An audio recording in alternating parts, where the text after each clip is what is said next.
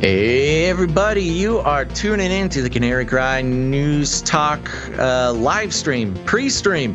You're here early, so congratulations folks. The first comment of the day award goes to Basil's Wedding Planner over on Twitch. Congratulations, Twitch. It's been a while since you've had first comment.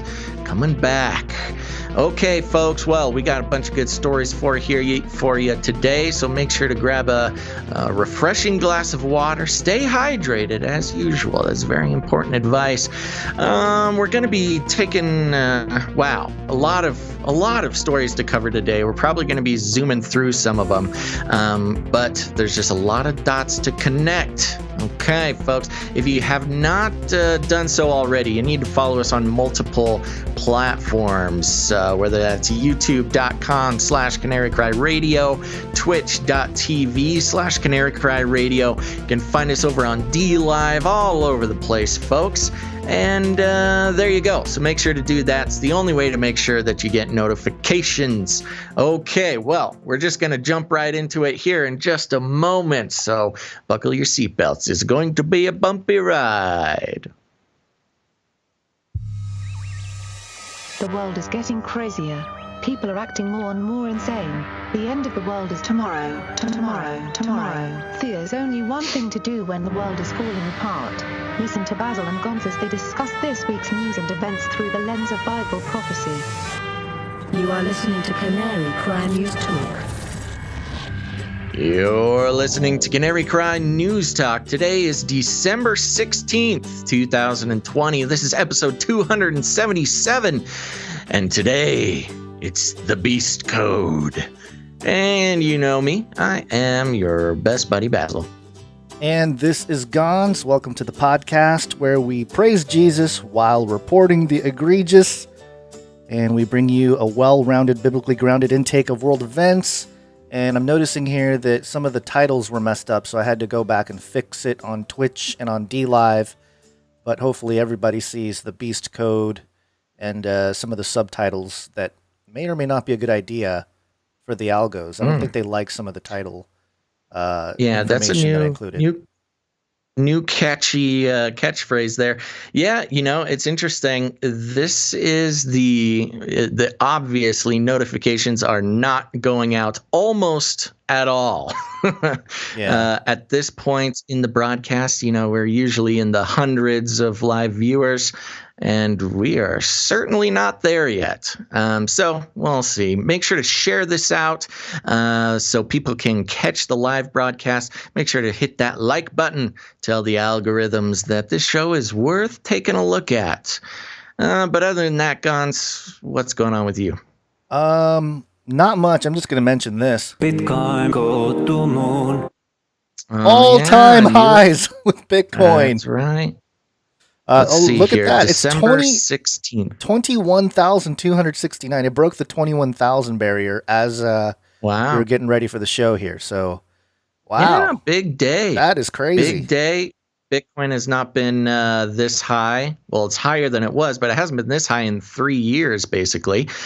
And I think that's very interesting. Do you think there's some news connected that may have caused this little jump? What do you think? Yeah, there's been a lot of institutions coming in to buy Bitcoin recently, but there was a rumor about 2 days ago that Mark Zuckerberg was starting to pour in about $4 billion into Bitcoin, and that might have created some FOMO if nothing else has. So that could be the catalyst. I don't know. I mean, the bottom line is that there's not that much Bitcoin to go around, so it's not surprising.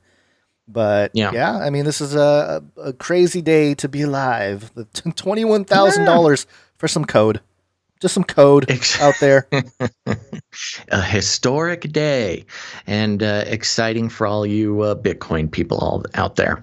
Well, I do want to do a Called it. because I have receipts. Back in, I think, May, I said that in Q4, which we're in right now, Bitcoin would hit 20,000. So I was right.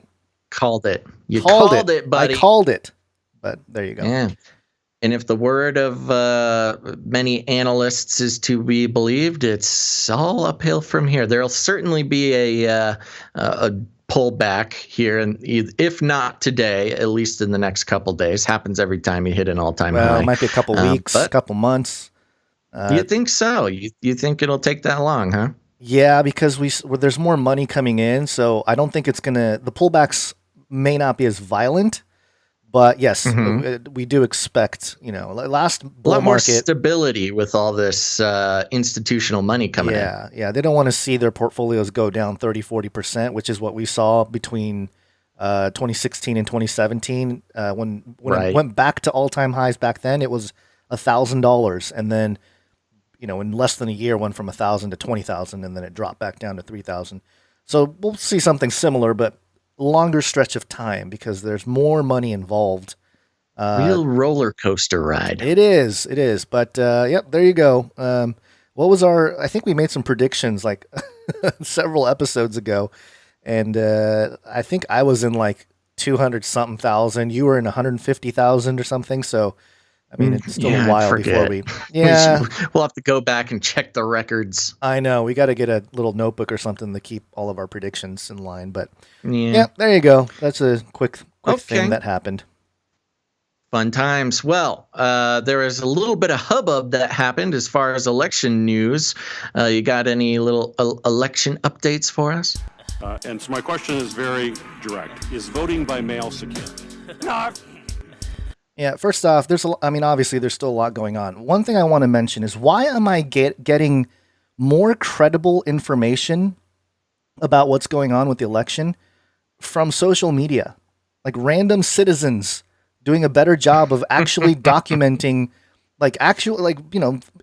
documents and stuff that's public, but I'm getting the info on social media from, citizen journalists rather than any kind of mainstream media.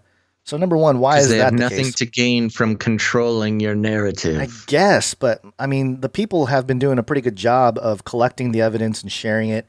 I've been following Code Monkeys, and he's done a pretty good job of collecting information and getting a community of people sharing all the data points that it's all public. It's not like this is conjecture or QAnon or Q post or something. This is like all public information that they're collecting and sharing. So yeah, I mean, it's just ridiculous. I'm not surprised, obviously, that the mainstream media isn't carrying it. But the other thing here that happened, I guess it was today, was there was like a Senate hearing, and there's some stuff that went down. This is a heated moment between Ron Johnson and Gary Peters. It's a couple minutes long, but then we'll get to the main part, which is Rand Paul. Rand Paul comes in at the end of this clip. You want to hear it, Basil? Let's hear it. Oh, what happened? Oh, boy.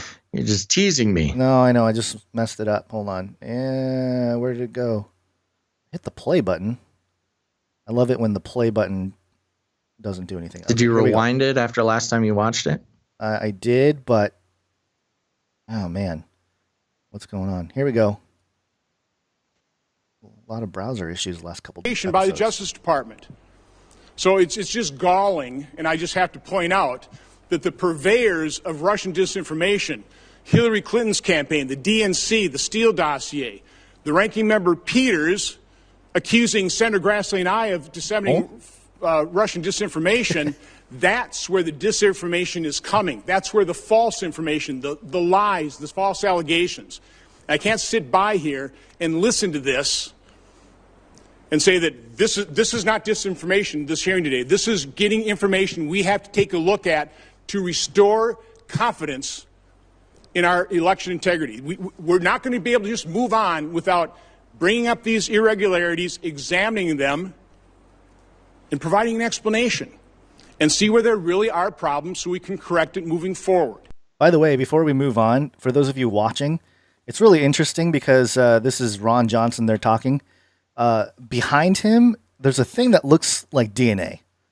I mean, I don't know what else to call it. It looks like DNA, like kind of a metal design version of DNA. I don't know if that means anything, but something to point out. Something I noticed. Signaling. I know.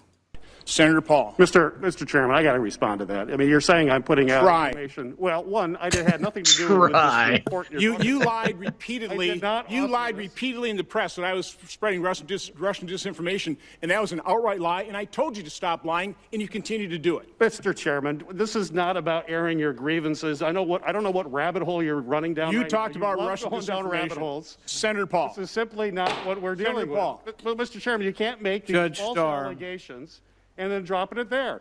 That is why this Senator committee Paul. needs to return back Judge to its Starr, Senator Paul. partisan things. This is terrible what you're doing to this committee and all the great work that you talked about. It is what you have done to this committee. It is not the falsely case. accusing the chairman of spreading disinformation. Nothing could have been further from the truth, and you're spouting it again, which is why I had to This is- respond. oh, come Senator on. Paul. Mr. Chairman. Judge Starr. This is outrageous. This is outrageous. Judge Starr, it's been alleged that 60 courts have refused to hear these cases. Therefore, there was no fraud in the election. I guess another way of looking at this is that the court cases have been refused. And it goes into, I think this guy, Aaron Rupar, who's not friendly to the conservative side of things, had to divide it up here. But here's Rand Paul, the rest of the clip here. But the fraud happened. The election in many ways was stolen, and the only way it'll be fixed is by, in the future, reinforcing the laws.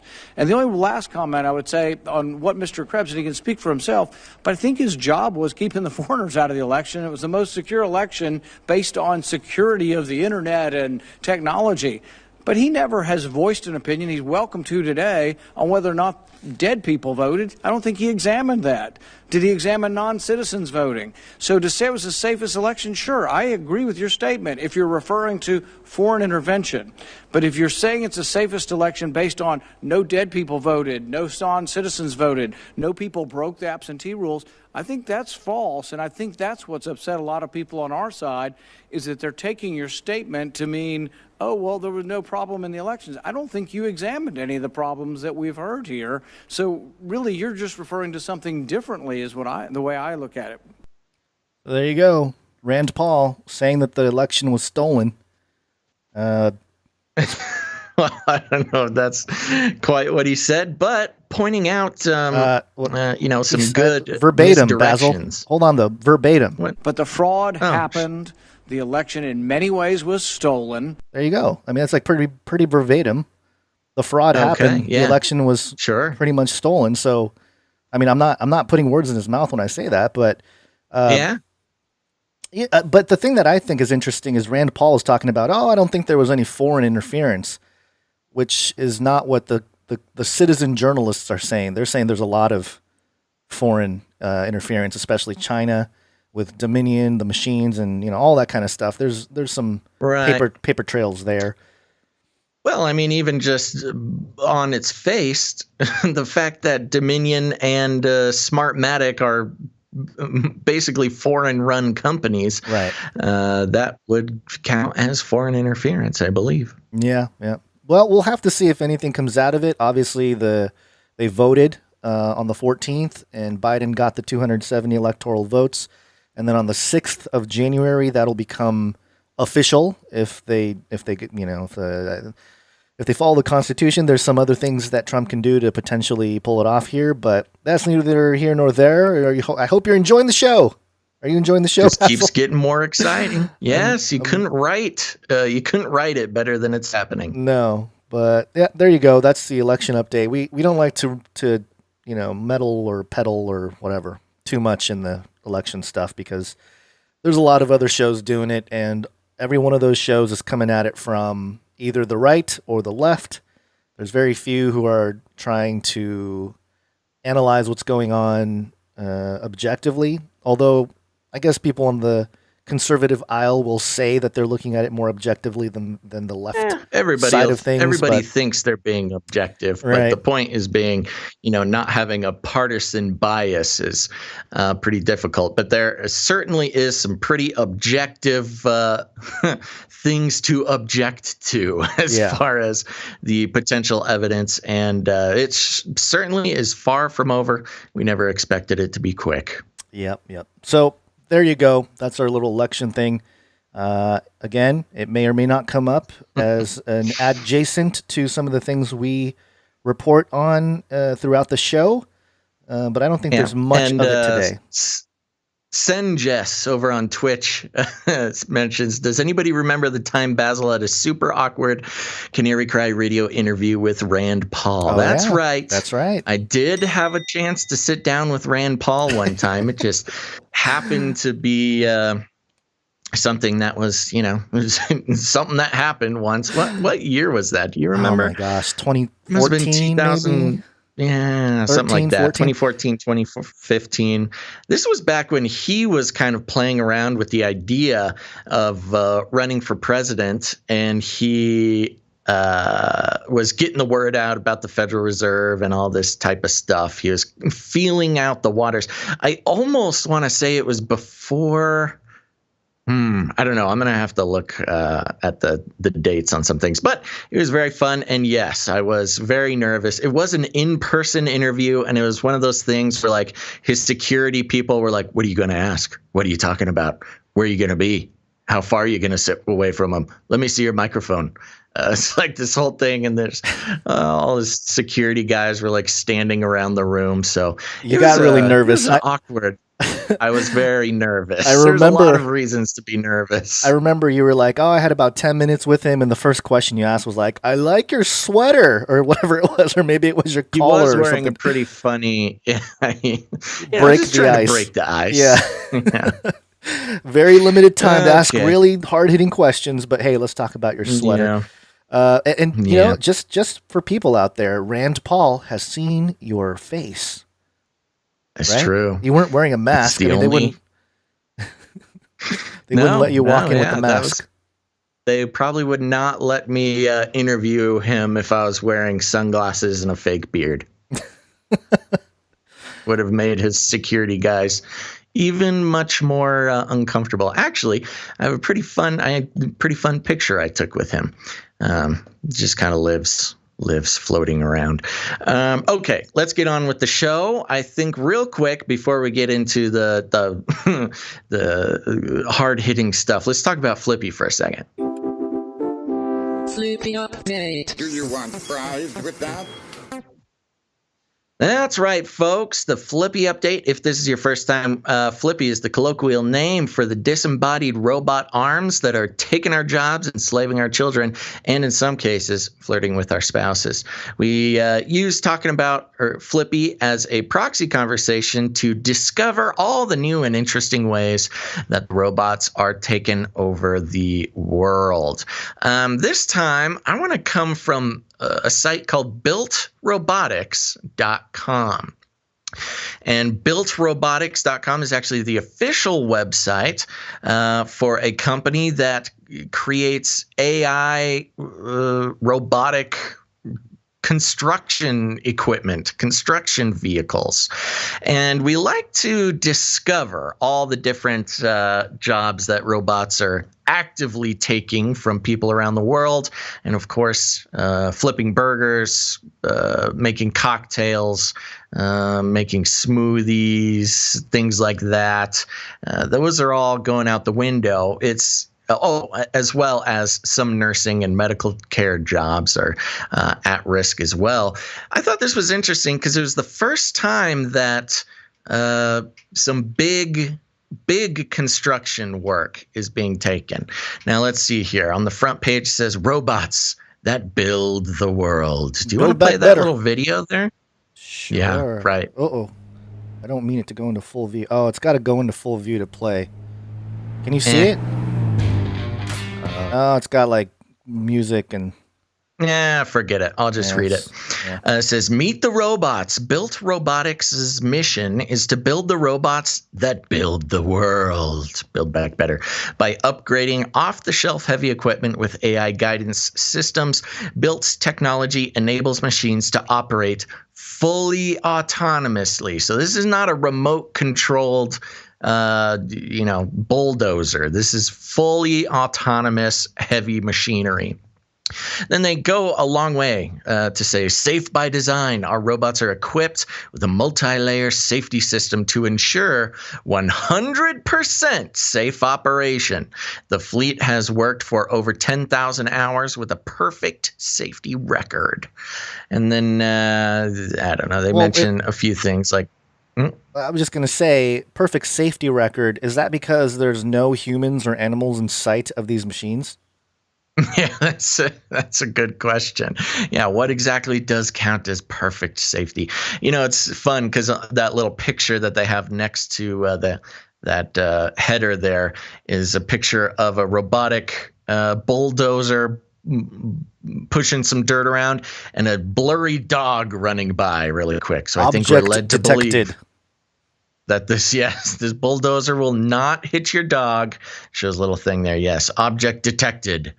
It's time to build, they say. Construction is needed now more than ever. Critical infrastructure needs to be maintained or rebuilt. Construction dollars must deliver stronger ROI, and job sites need more efficient tools.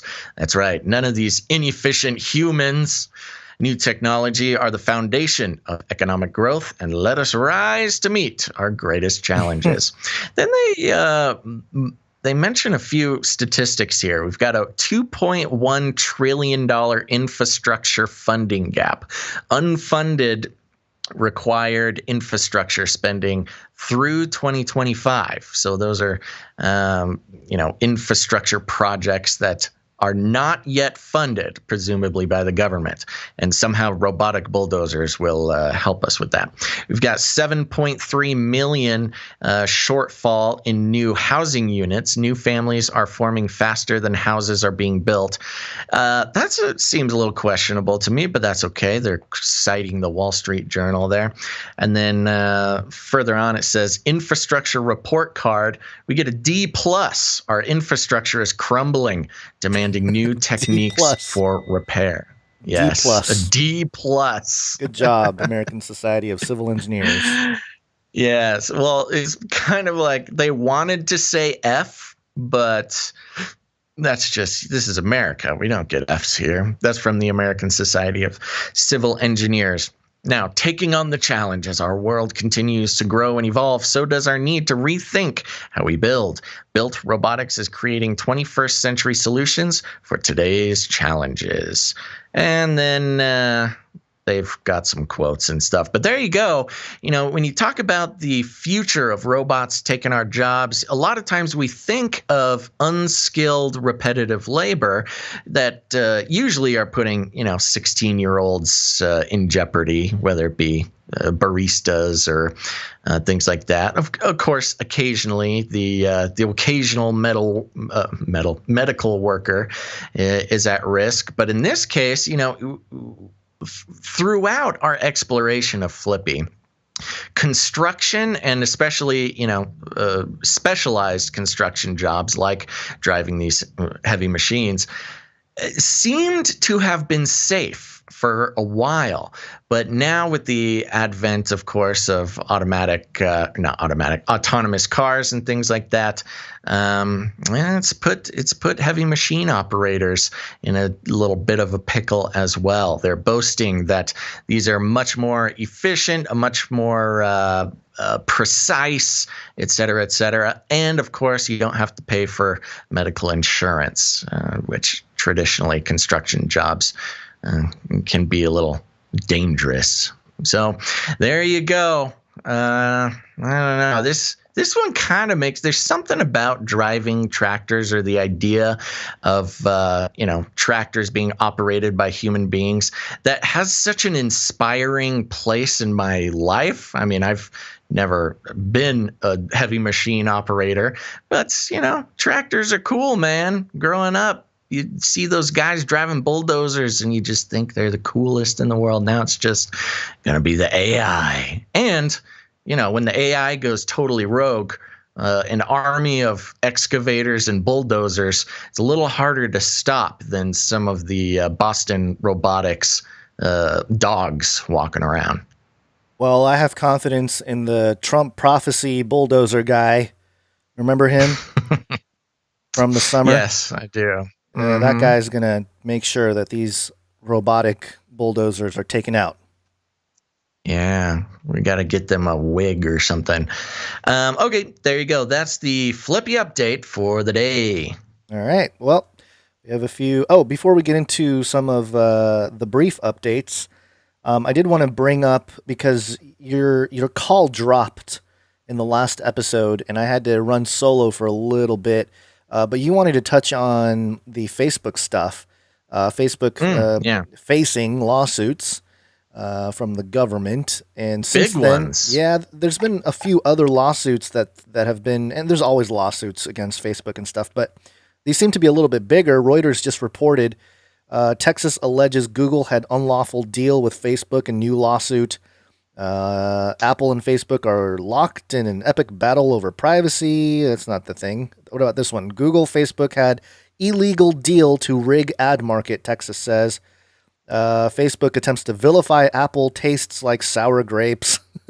And Australia also suing Facebook over user data, echoing U.S. antitrust case.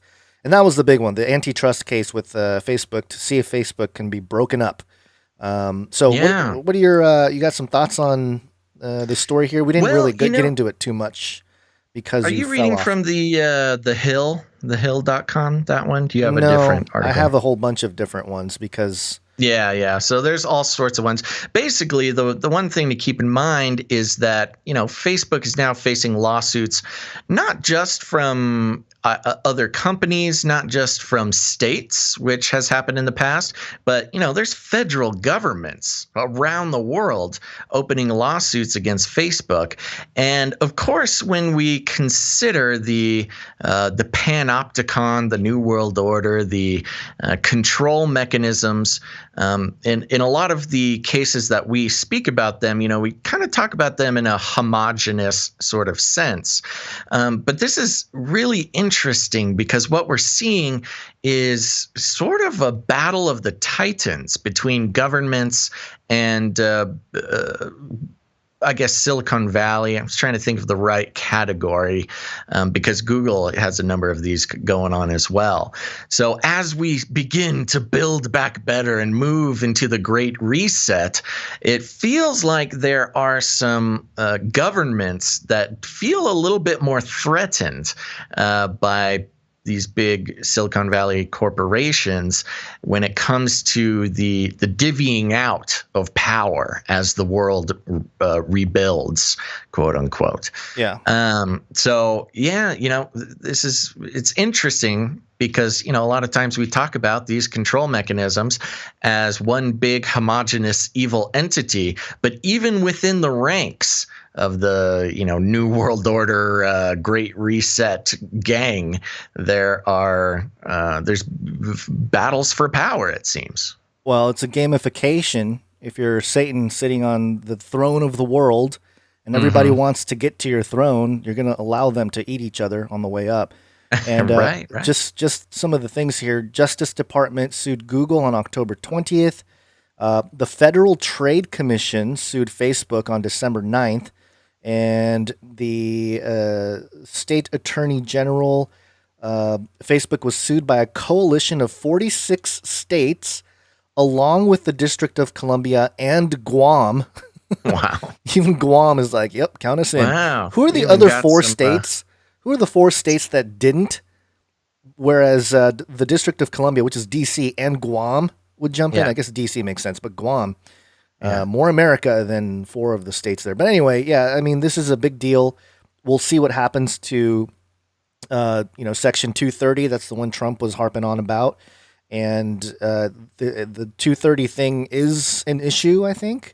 It allows these platforms to be, it protects free speech on these platforms on one hand, but as they editorialize content that is published by third parties, that's when it becomes iffy. That's when they start acting like publishers. It's the legal protections for social media networks. Right, but the platforms themselves can't be sued like a publisher because of Section 230. It just needs to be amended. But we'll see what happens. I don't know that it's going to break up the big tech companies, but certainly it could set them back a little bit. Yeah. Well, the But interesting thing as well is that not all these lawsuits are about 230. A lot of them are antitrust lawsuits. You've really got quite the gamut of quite the selection of lawsuits that Facebook is choosing, which I find is interesting because, if it was just a bunch of monopoly lawsuits or if it was just a bunch of Section 230 lawsuits, then they could kind of come at the whole group of lawsuits with a united front. But because all these lawsuits are addressing different facets of the system, they're really going to have to work hard to fight on multiple fronts. It seems, you never know with these big companies like Facebook, very powerful tech companies. They seem to pull off a lot of things nobody else can, but they certainly got their work cut out for them.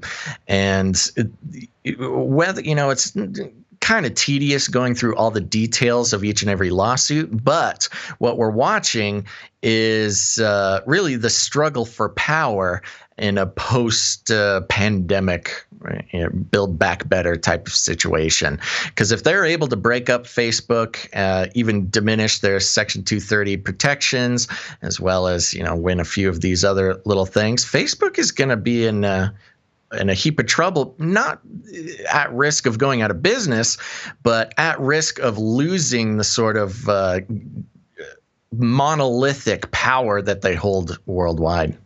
yeah, and there's a really good article here on EFF. That's the Electronic, The Electronic Frontier Foundation. And I'll put the link in the chat here. But the article is called Free Speech Only as Strong as the Weakest Link. And it has a diagram which is really helpful to show you your speech and then where you are tied up and where the audience is tied up and where the weak links are. And part of the issue here is building something that is completely separate because right now we depend so much on third-party platforms like YouTube, Google, Facebook, all these big companies, or not just companies, but services to get our speech out there. And that's part of the issue. That's why they can sort of, knock us down. But I will say there are some very smart people building some things that are going to maybe restructure some of this. And it's going to take a lot of people and a lot of money, really, to make it truly happen because it starts with the hardware layer. And that's really expensive. But I'll just say that. There's a lot of people working on some things that could break up the internet in general in terms of usage. And there could be a main internet out there and then, not an illegal internet, but one that for example, people like you and I might choose to use because free speech is much more open and free on that internet. So we'll see what happens. That's been it's been interesting. There's been a number of stakeholders or people who have different ideas of what the future of the internet looks like. And when you put them all together and you try to figure out what everybody wants, it looks like much how with Mastodon, everybody can have their own social media network and they federate. It kind of looks like the internet could go a route like that in certain cases, which will also be very interesting to see how the current power structure would appreciate that. And I appreciate people mentioning, different platforms, Rumble and Parler and stuff like that. The issue is they're still using all of the infrastructure that was built by the same people. And that's the big barrier here that people don't really realize at this time. It's like, yeah, you can put together a different website, but if you're still using all the same tools as what's already out there, it's going to be shut down just as much. Yeah, we're talking about infrastructure level of the internet, not just using a different Facebook, a different social media.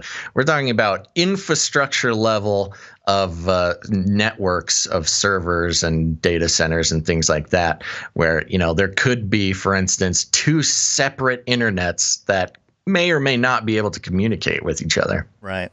So, keep your eyes out for that because, again, people are working on it. We'll see how it all comes together in the next few years here. But let's get to some updates. We interrupt this broadcast to give you a brief update. By the end of this timely interruption, you will be thoroughly updated. 33 is the number of completion of the Great War. 33 is the Illuminati dog whistle. And speaking of Google and all these social media platforms, this is blog.google. And they published an article on the Google News Initiative titled, "These 33 projects tackle diversity in local news." Oh, good. 33. Of course, 33. Why not? So there you go. I'm not going to even get into the actual content there. It's just worth mentioning the headline. This other one is from the Wall Street Journal, WSJ.com, Volume 33, Number 11, A New Era. There you go. Volume 33. What is that about? Is that a book or something? It's the Style and Substance section of the Wall Street Journal. And they talk about under new management, and it talks about how Biden's coming in and he's going to fix things or whatever. And it's just like a worldview building article or something about moving into the future. Yeah. I mean, style and substance, 3311. 3311. Next up, we got to mention the 666. 666. This is WXYZ.com from Detroit. This is an ABC news outlet. Headline: Frozen tomatoes thrown at I'm going to pronounce this wrong. Wyandotte family's cars. 666 written on windows and hood. Oh. So, Who are these Wyandotte family? Well, apparently they're just a normal family hoping for answers after frozen tomatoes were thrown through the windows of several of their cars, and 666 was written on the windows, hood, and windshield of their vehicles. Why frozen tomatoes? Why would you go through the trouble of freezing a tomato if you could just throw a rock at that point? You're basically just trying to turn fruits into rocks. Well, because once they melt, you're gonna have more of a mess on your hands. Okay. Yeah. Okay. I get you. You know these people. Sinful generation. Those sinful generation kids. I don't know why they would do tomatoes and break stuff in 666. So there's some disenfranchised young people, I think, running around. So rebellious. Yeah, being rebellious. There you go. Next up here. Snitches get stitches. This was going around. TorontoSun.com. Warmington, top Ontario doctors' hot mic moment spreads fast. Did you see this, Basil? Yeah, this was great. Yeah. While there may now be a needle to treat the coronavirus, there's no vaccine that can cure the dangers of a hot mic or mask the embarrassment. Dr. David Williams, Ontario's Chief Medical Officer of Health, and Dr. Barbara Yaffe, Associate Chief Medical Officer of Health, have joined the list of countless others in and around microphones who know that when something goes public that wasn't meant to, it spreads on social media far and wide. And what did they say here? Let's pay close attention, see what they say. I don't know why I bring all these papers. I never look at them. Oh, when you're giving numbers, I do. I go, oh. I said that. Did you really do that? I just say whatever they write down for me. That's why you're guessing. There you go. Oh, she sounds so innocent when she says that. Oh, yeah. Why do we have all these papers? We never look at them. And then we just say what we're told, basically. Yeah, we just read what they write down for us. Which, on one hand, yes, is not a great look for doctors on television coming on to give their professional opinion about COVID-19. On the other hand, it is TV, and almost everything is scripted on TV. Shouldn't come as too much of a surprise. Yeah, even this show is scripted, Basil. We're not on TV. Yeah, well, no, we're on internet for now. Interweb TV. Yeah. Yep, there you go. I mean, yep, just add it to the list of blurred. What am I trying to say? Mess ups, hot mic, Lack Yeah. of Whoopsie daisies. Whoopsie daisies. Back where I come Okay. from, we call them whoopsie daisies. Very good. All right. Next up, I want you to take this one here. Sure, I got a little update here from. Oh, he stepped all over the jingle. I didn't know you had a jingle. You're going down, Olstein. Okay. It's going to happen. This is coming from NewYorkPost.com. Joel Osteen's Lakewood Church received $4.4 million in COVID-19 PPP loan.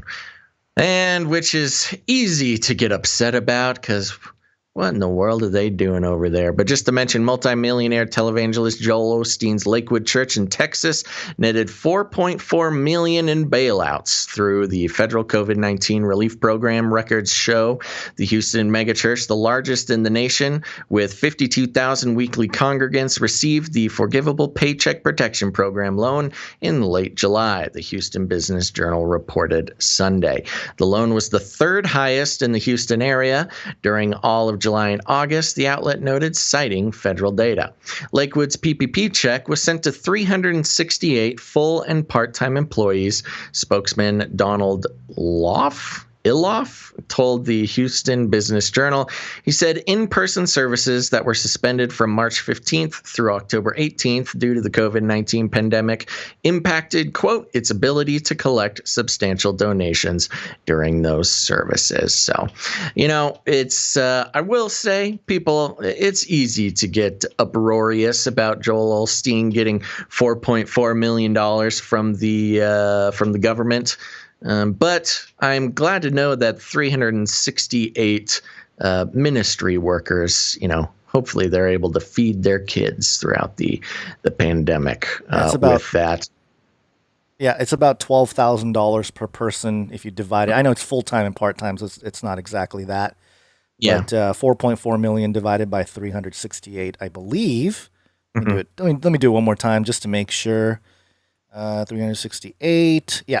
Just under $12,000 per person. So not as egregious as it seems, but still. Right. Government. Yeah. Government. Yeah, well, plus you've got all the anti-church people who just hate it when churches get any money from the government. That is interesting, though. The separation of church and state people were not very happy about churches receiving PPP loans considering their tax-exempt status. However, we got to remember that, almost 400 real people, got to feed their kids during the time.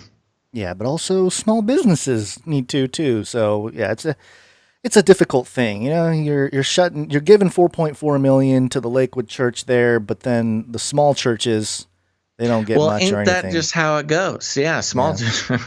Of my church didn't get anything from it. Yeah, that's how it goes. The big guys win, the little guys die. Yeah, it's part of the process. Moving on here, we have an interesting update here. CRISPR. Cas9. My tummy is rumbling. Okay. This is from the FDA. FDA.gov.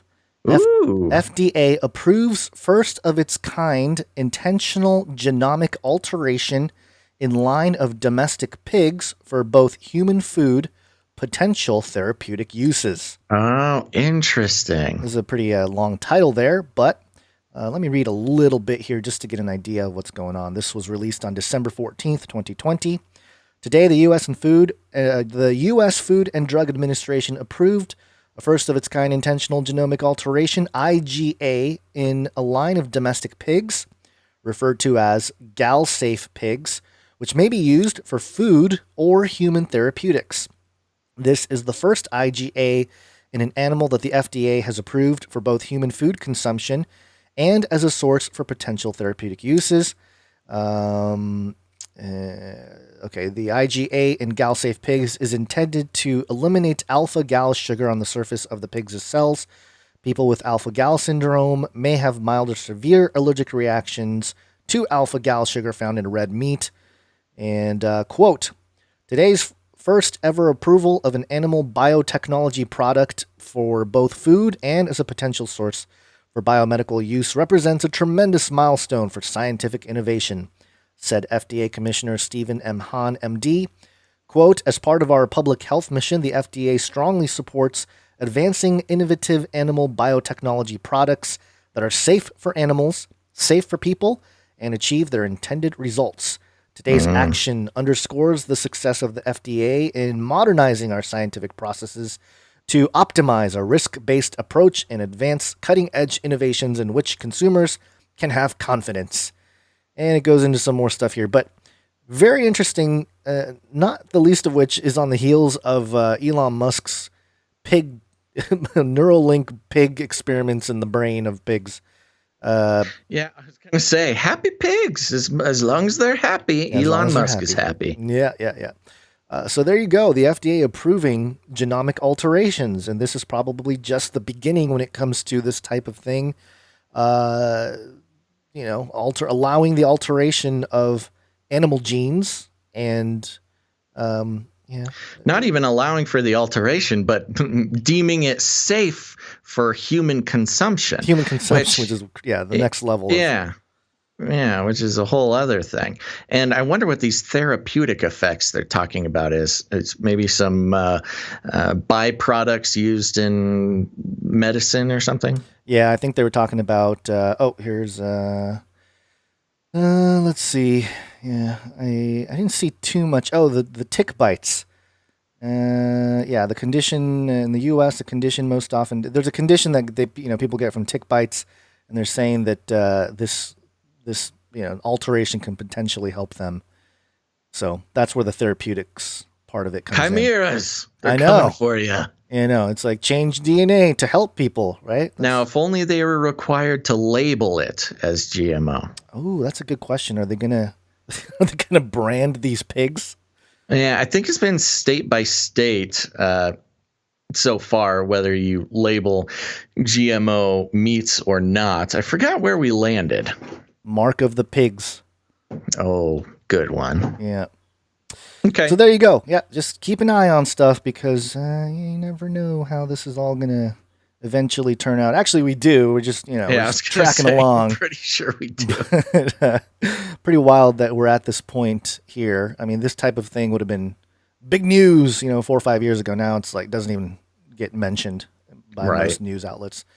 Okay, the next one here, real quick. It's got to be biblical. This one from the Jerusalem Post. Oman, Indonesia, likely next countries to forge ties with Israel. Oh, interesting. So this is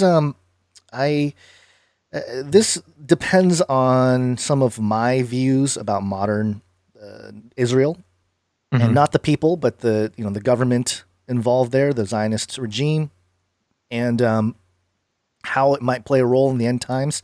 And in the book of Revelation, it is my opinion, and I know people might disagree with me, that's fine. My opinion that Mystery Babylon mentioned in Revelation 17 and 18 is eschatological Jerusalem. Maybe not Israel or anything right now, but eschatological Jerusalem. And it talks about how the Mystery Babylon fornicates with all the kings of the world. And so this kind of plays into that, all these ties that Israel is making with the neighboring nations there. It just seems to be aligned with that type of interpretation of some of that text. And again, you don't have to agree with me on the interpretation, but just thought I'd bring it to your attention because it is kind of another feather in the cap of those who say that eschatological Jerusalem and end times Israel is part of Mystery Babylon and part of what will be a main role in how the end times unfolds with the man of sin. Many people think he's not going to be a Jewish man, but there's good evidence scripturally that he will present himself as the Jewish Messiah and protect Israel against enemies of Israel. And that'll be interesting for American evangelicals to deal with when it comes to that, because if there's a man that comes, a charismatic military leader that comes out and defends Israel against, for example, Islamic forces that surround Israel and hate Israel, American evangelicals are all about that, and that could be part of the deception. So just wanted to mention that in our updates. And moving on. Speaking of the beast system, beast system. Actually, that's the wrong jingle, but close enough because this is the one I wanted to bring up here. Most modeling is kind of acting like a beast, but making it fashion. Beast. But then make it fashion. Yeah, this is coming from toronto.citynews.ca. Canadian fashion mogul Peter Nygaard charged with sex trafficking. Authorities in the United States say Canadian fashion mogul Peter Nygaard has been indicted on 9 charges, including racketeering and sex trafficking. A news release from the United States Attorney's Office for the Southern District of New York, which is a very active U.S. Attorney's Office. They have brought so many. They were the ones who came after Epstein, actually, and I believe they're the ones currently handling the prosecution of Ghislaine Maxwell, which we haven't heard a lot from. But I thought this was interesting. This guy, he's being indicted on charges similar, although smaller in scope, that we saw with Epstein, although he kind of just looks like the type of guy who would be involved in some Epstein shenanigans. Unfortunately, I mean, I don't want to profile the guy or anything, but yeah, man. The allegations include, him using his fashion. I guess he's some big fashion designer. I didn't know much about him before this, but of course, using that to manipulate underage and abused, mostly women, I believe, into all sorts of unfortunate situations. And I'm curious if this was a Ghislaine Maxwell, if she copped to it, if she's given tips in order to get out of her own situation. Yeah, throw some people under the bus to protect her own skin. Yeah, it's possible. Yeah, it's been a little while since there's been an influx of info about cases or indictments or things like that stemming from the Epstein case. But I think, considering this was the same attorney's, Southern District of New York Attorney's Office that is bringing all the prosecution on the Epstein case, now coming after this guy, you have to assume that they're connected in one way or another. Yeah. But at least they caught a guy. At least there's somebody going down. And obviously, this is just when this happens, it is kind of throwing certain people under the bus and not taking down the entire thing.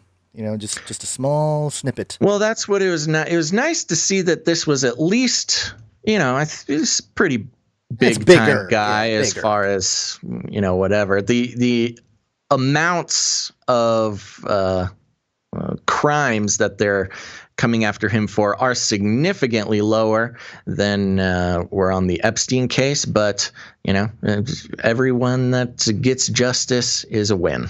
Yep. But there's more. Speaking of the beast system. Beast system. Artificial intelligence. This was a very interesting story. My gosh, there's so many pop-ups on this website. This is govconwire.com. Govconwire.com. Weird. Headline, Microsoft helps form National Council for Artificial Intelligence. Yeah, more councils is what we need. Yes, Organizations, more bureaucracy. It's the only way to save the world. Yeah. Organizations across the U.S. financial services, technology, and academic industries, including Microsoft, have announced the formation of a new National Council for Artificial Intelligence, the NCAI. How many of these can we possibly have? We need more. We need more groups. The company said Friday the council will work to expand technology solutions to solve challenges within the industry. The council also includes the Brookings Institute, CUNY, the Federal Reserve Bank of New York, MasterCard, NASDAQ, Plug and Play, SUNY, University of Central Florida, and Visa. Seems like Visa and MasterCard, they're popping up everywhere. Yeah, they really have. All kinds of different things they're getting their fingers into. Yeah, they're getting involved with, actually, it was a comment blocked by producer Mark, I think, talking about MasterCard and Visa suddenly being so concerned about certain porn sites and the possibility of trafficking happening. Yeah. Which is a weird thing for MasterCard and Visa to be, I don't know, getting involved with. Mm-hmm. Quote, the goal of the newly created NCAI is to establish a pragmatic coalition with public-private partnerships, always seems to come up, in the financial services sector to identify and address significant societal and industry barriers, said Gretchen O'Hara, Vice President of AI and Sustainability Strategy, Microsoft US. Again, this is part of the Great Reset. We're actually seeing all these organizations put together these councils and different moves. We've been reporting on a whole bunch of these things going on for the last several episodes, and it's the Great Reset. You know, everyone's kind of waiting for this moment, but it's like, no, this is a slow-rolling thing, and it's happening very quietly, almost. You know, the big announcement of the reset, but then, you know, the Visa, MasterCard, and Federal Reserve being involved in a bunch of this stuff is a dead giveaway that this is part of the Great Reset, and you know, more bureaucracy to control AI, or at least keep a tab on AI and include these big allegedly. Yeah, allegedly. That's what they're saying. But having included these economic juggernauts as part of the discussion is definitely a telltale sign that this is a part of the reset. And of course, Microsoft leading the way. I'm sure they have the best interest of humanity in mind by putting together this council. Oh yeah. They want to help humans. Yes, with their AI of course. system. And So- why not, put people in charge like credit card companies? And the Federal Reserve, real Yeah. trustworthy people to They've run always the had AI. our best interest in mind. Yeah. Okay, I got one last update before we start getting into some longer stories here. Speaking of the beast system. Beast system. Coming from biometricupdate.com. Mexico approves rollout of national biometric digital ID card, putting them on the list of companies coming out with not just digital. What did I say? Companies? Yeah, countries. Which is that's a really interesting slip up because it does speak to what's taking place right now. With the Facebook thing we talked about at the beginning here. But anyway, go on. Yeah, sure. So yes, Mexico approves rollout of national biometric digital ID card. The Chamber of Deputies in Mexico has approved the creation of a new general law on population, human mobility, and interculturality, paving the way for a new national digital ID system. Forbes Mexico reports. The new law, which passed with 426 votes in favor, 3 abstentions, and 1 against. Who is this one against? Will enable the Ministry of the Interior to create a database with the personal data of Mexicans, including biometrics. A Cédula Única de Identidad Digital will also be created and will become the official identification document for all Mexicans. The new digital ID will be issued by the Mexican Secretariat for Home Affairs to the entire population of the country, as well as to Mexicans residing abroad. Citizens will be able to exhibit the document either in physical format or through electronic devices. The cédula will be free and will contain citizens' names, surnames, date of birth, place of birth, nationality, and biometric data, together with a unique population registration key number.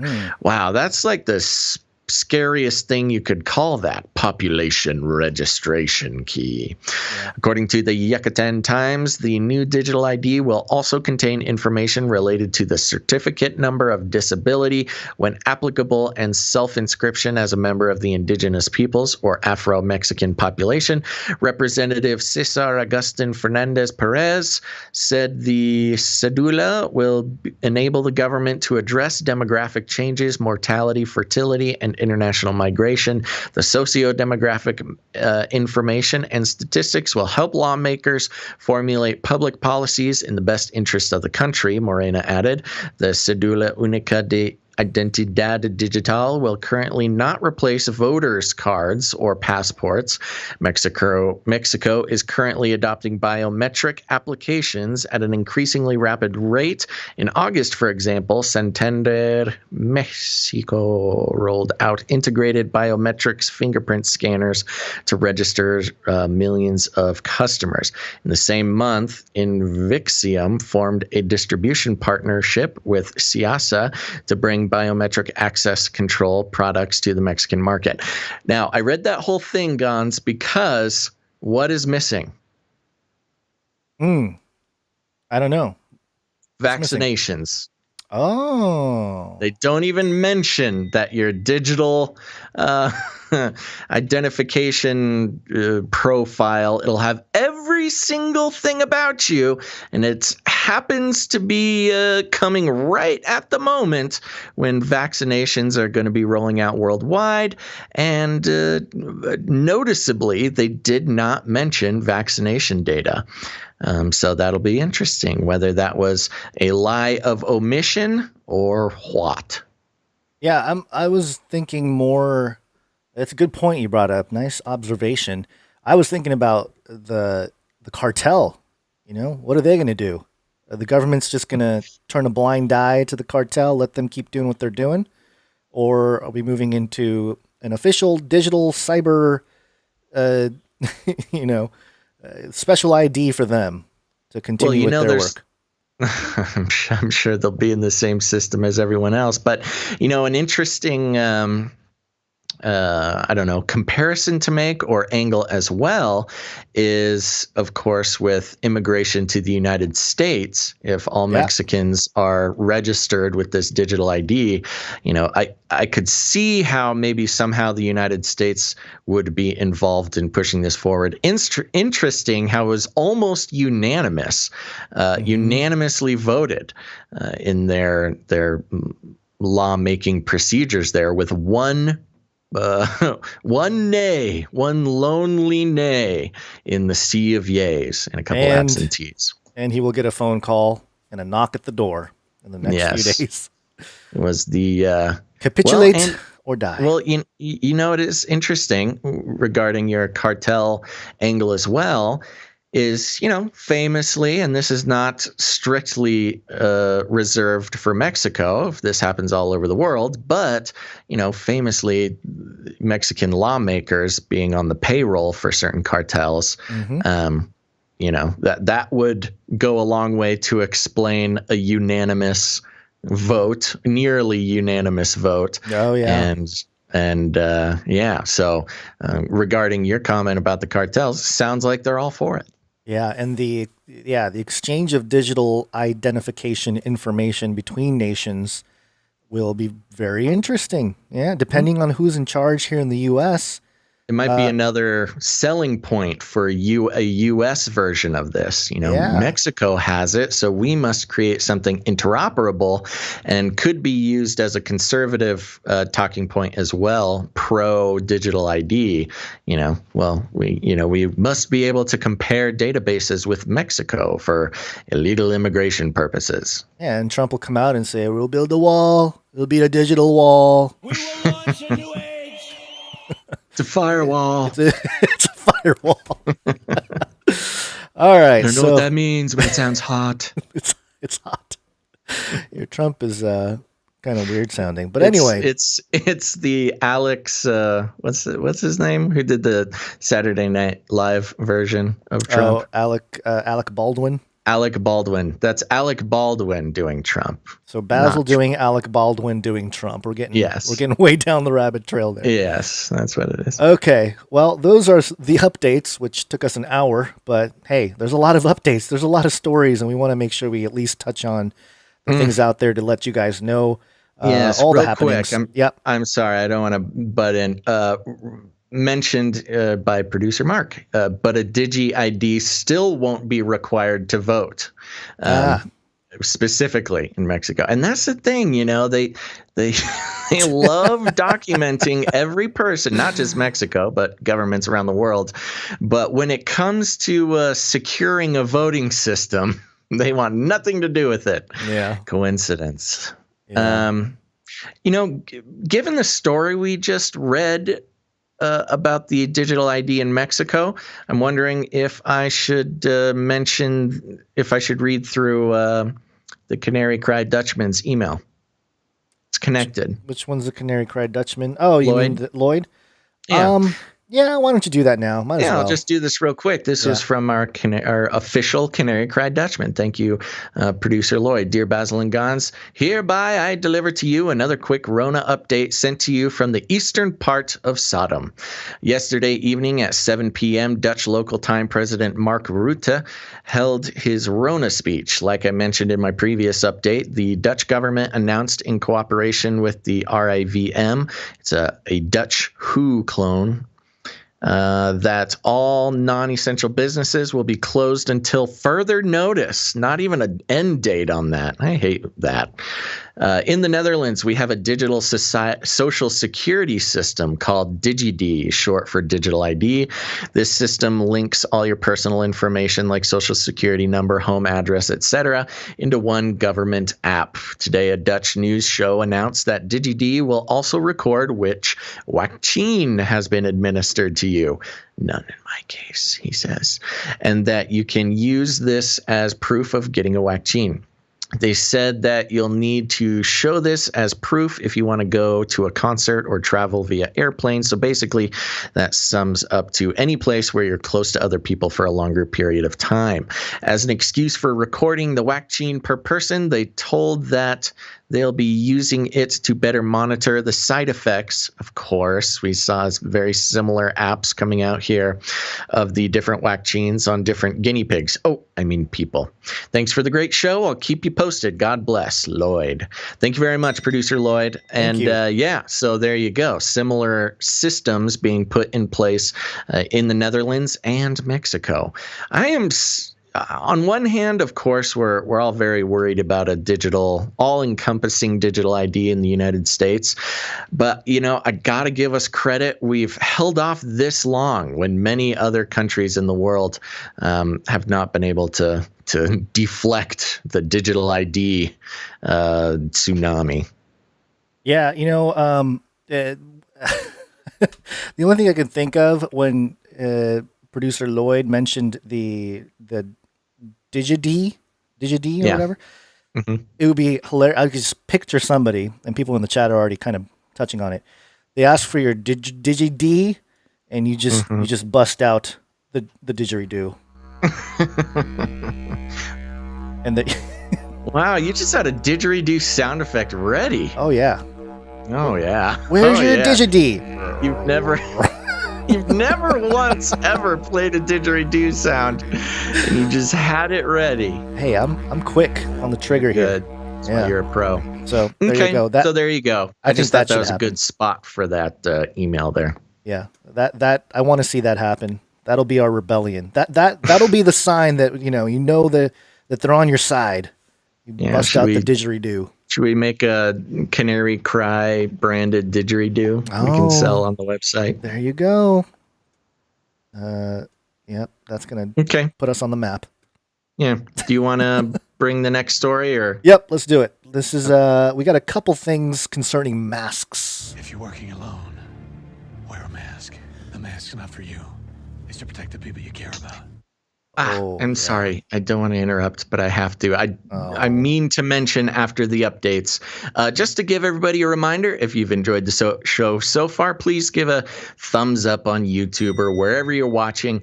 It really helps spread the show, convince the algorithms that we're worth letting other people watch. Now that we've got our listener count has risen a little bit, don't forget the thumbs up. Thank you very much. Thank you. Okay. This is from Reuters.com. Wearing someone else's face. Hyper-realistic masks to go on sale in Japan. Oh, okay. Oh, yeah, baby. Hyper realistic. Oh, yeah, that's not creepy at all if you're watching on the screen there. A year into the coronavirus epidemic, a Japanese retailer has come up with a new take on the theme of facial camouflage, a hyper-realistic mask that models a stranger's features in 3 dimensions. What? And if you're watching the video here, it is creepy. Oh my gosh, it is the that is creepiest terrifying. thing. It makes you look like a digital, like kind of a deep fake in real life. You look like, not the deep fake. What is it called? Oh, what is that company that was making the digital people? I forget. Anyways, yes, very realistic. And I'm assuming that they count as, now is this like a real company or is this an art project? I think this is a real company. Shohei Okawara. You got a link? Christmas is coming up. I need one of these. Shohei Okawara's masks won't protect you or others against the virus, but they will lend you the exact appearance of an unidentified Japanese adult whose features have been printed onto them. Mask shops, this is a quote, mask shops in Venice probably do not buy or sell faces, but that is something that's likely to happen in fantasy stories, Okawara told Reuters. Quote, I thought it would be fun to actually do that. Fun. Basil's True Love in the chat says Basil can be a POC. No. I can be a person of color too. Finally. The masks will go on sale early next year for 98,000 yen. That's about $950 a piece. Oh my gosh. To his Tokyo shop, Kamenya Omote, whose products are popular as accessories for parties and theatrical performances. So there you go. They are kind of meant for that stuff, but this one in particular is, I guess, coming into use for this particular reason. Okawara chose his model, whom he paid 40,000 yen from more than 100 applicants who sent him their photos when he launched the project in October. Wow, so the people whose face it actually is, who will now be, identified on facial recognition cameras all over Japan, got half as much. They got paid $500 basically, and he's selling each one for $900. So okay, well, yeah, he's a frugal businessman. An artisan then reworked the winning image created on a 3D printer. Initial inquiries suggested demand for the masks will be strong, Okawara said. As is often, this is a quote, as is often the case with the customers of my shop, there are not so many people who buy face masks for specific purposes. Most see them as art pieces. He plans to gradually add new faces, including some from overseas, to the lineup. So, yeah, I mean... Yeah, some from overseas. There we go. Maybe... I just had a thought, which is I could get my face made, just add it to his inventory there. And then of course, the hope would be that my face would be worn by thousands of people across the world, getting read by facial recognition cameras, and then it would become like a Guy Fawkes mask. It'd have to have big googly eyes on it. But this, I do want to throw in a little wrench here. This might become much more handy than you think, especially with a story here that came out on nextgov.com a few days ago. Intel agencies seek to perfect biometric recognition from drones. And they're basically saying that facial recognition is a main part of this is perfected by IARPA, Intelligence Advanced Research Projects activity, to use drones to identify people from far away. The solicitation call notes facial recognition has, quote, increasingly become the biometric modality best suited for intelligence community and DoD missions. But this Japanese guy said, not so fast. You will not identify me. It's like deep fakes in real life. Yeah. Pretty crazy. But it's creepy, but also it's kind of like, yeah, I could see myself using a fake face. And then if you put on a hat or a beanie or something and then a mask, like a face, like a face mask type thing, the Rona mask. Or wear a hoodie or something. Yeah, wear a hoodie. You're definitely not going to be easily identified. Yeah, where you won't see the sort of sides of the mask either. Right. It'll just, yeah. Yeah. Well, I got a story about masks. If you're working alone, wear a mask. The mask's not for you. It's to protect the people you care about. NewYorkPost.com, the article's titled, Wearing a Used Mask Could Be Worse Than No Mask Amid COVID-19 Study. Wearing a used mask could be more dangerous than not wearing one at all when it comes to warding off COVID-19, a new study has found. A new 3-layer surgical mask is 65% efficient in filtering particles in the air, but when used, that number drops to 25%, according to the study published Tuesday in the Physics of Fluids. Researchers from the University of Massachusetts Lowell and California Baptist University say that masks slow down airflow, making people more susceptible to breathing in particles. And a dirty face mask can't effectively filter out the tiniest of droplets. Quote, it is natural to think that wearing a mask, no matter new or old, should always be better than nothing. That's what Dr. Fauci told us, said author Jingzheng Ji. Quote, our results show that this belief is only true for particles larger than 5 micrometers, but not for fine particles smaller than 2.5 micrometers. Will you look up COVID size real quick, just so we can compare that? To reach their findings, researchers used a computer model of a person wearing a pleated, of course, it has to be a computer model, okay, wearing a pleated 3-layer surgical mask to track how the face covering affected airflow and how particles passed through. They also looked at how tiny droplets settled onto the face in the airway and where they land in the nose, pharynx, and deep lung. They found that wearing a mask significantly slows down airflow, reducing a mask's efficacy and making a person more susceptible to inhaling aerosols into the nose, where SARS-CoV-2 likes to lurk. Quote, in this study, we found that the protective efficacy of a mask for the nasal airway decreases at lower inhalation flow rates, the study said. Let me read that again. In this study, we found that the protective efficacy of a mask for the nasal airway decreases at lower inhalation flow rates. Oh, that's interesting. Okay. So they say a mask inherently slows your breathing rate, of course, and at these slower breathing rates, your mask isn't very effective. The pleats of a face mask also significantly affect airflow patterns, and their efficacy changes with more use, the researchers found. The team plans to study how mask shapes affect protection from COVID-19.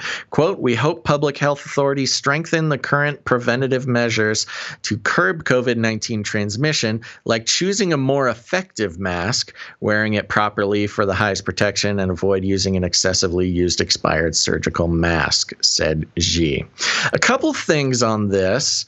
I feel like number one, just right off the bat, that this, I'm wondering if this study was funded by one-time mask manufacturers. Yeah, it's possible. Stop reusing our masks. Buy more masks. Buy more. Yeah, this is the light bulb thing. What's the conspiracy with the light bulbs? Oh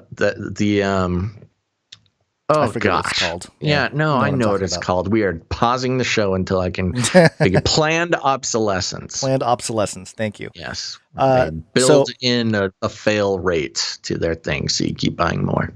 According to the USA Today fact checking, COVID-19 virus particle size is 125 nanometers, which is 0.125 microns or micrometers. Oh, good. So literally, they're just repeating the fact that these masks are significantly too small to have any effect on COVID-19. Yeah, so larger than 5. So 5 divided by 0.12. Oops, sorry. 40 times. Yeah, 40 times.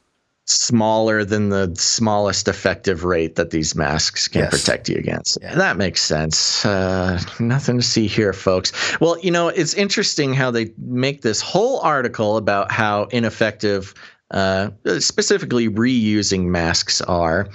So go buy more masks, people. But by the way, the price of masks has gone out of control. I haven't bought any, but I saw some in the store. It was 15 masks for $40. Oh my gosh.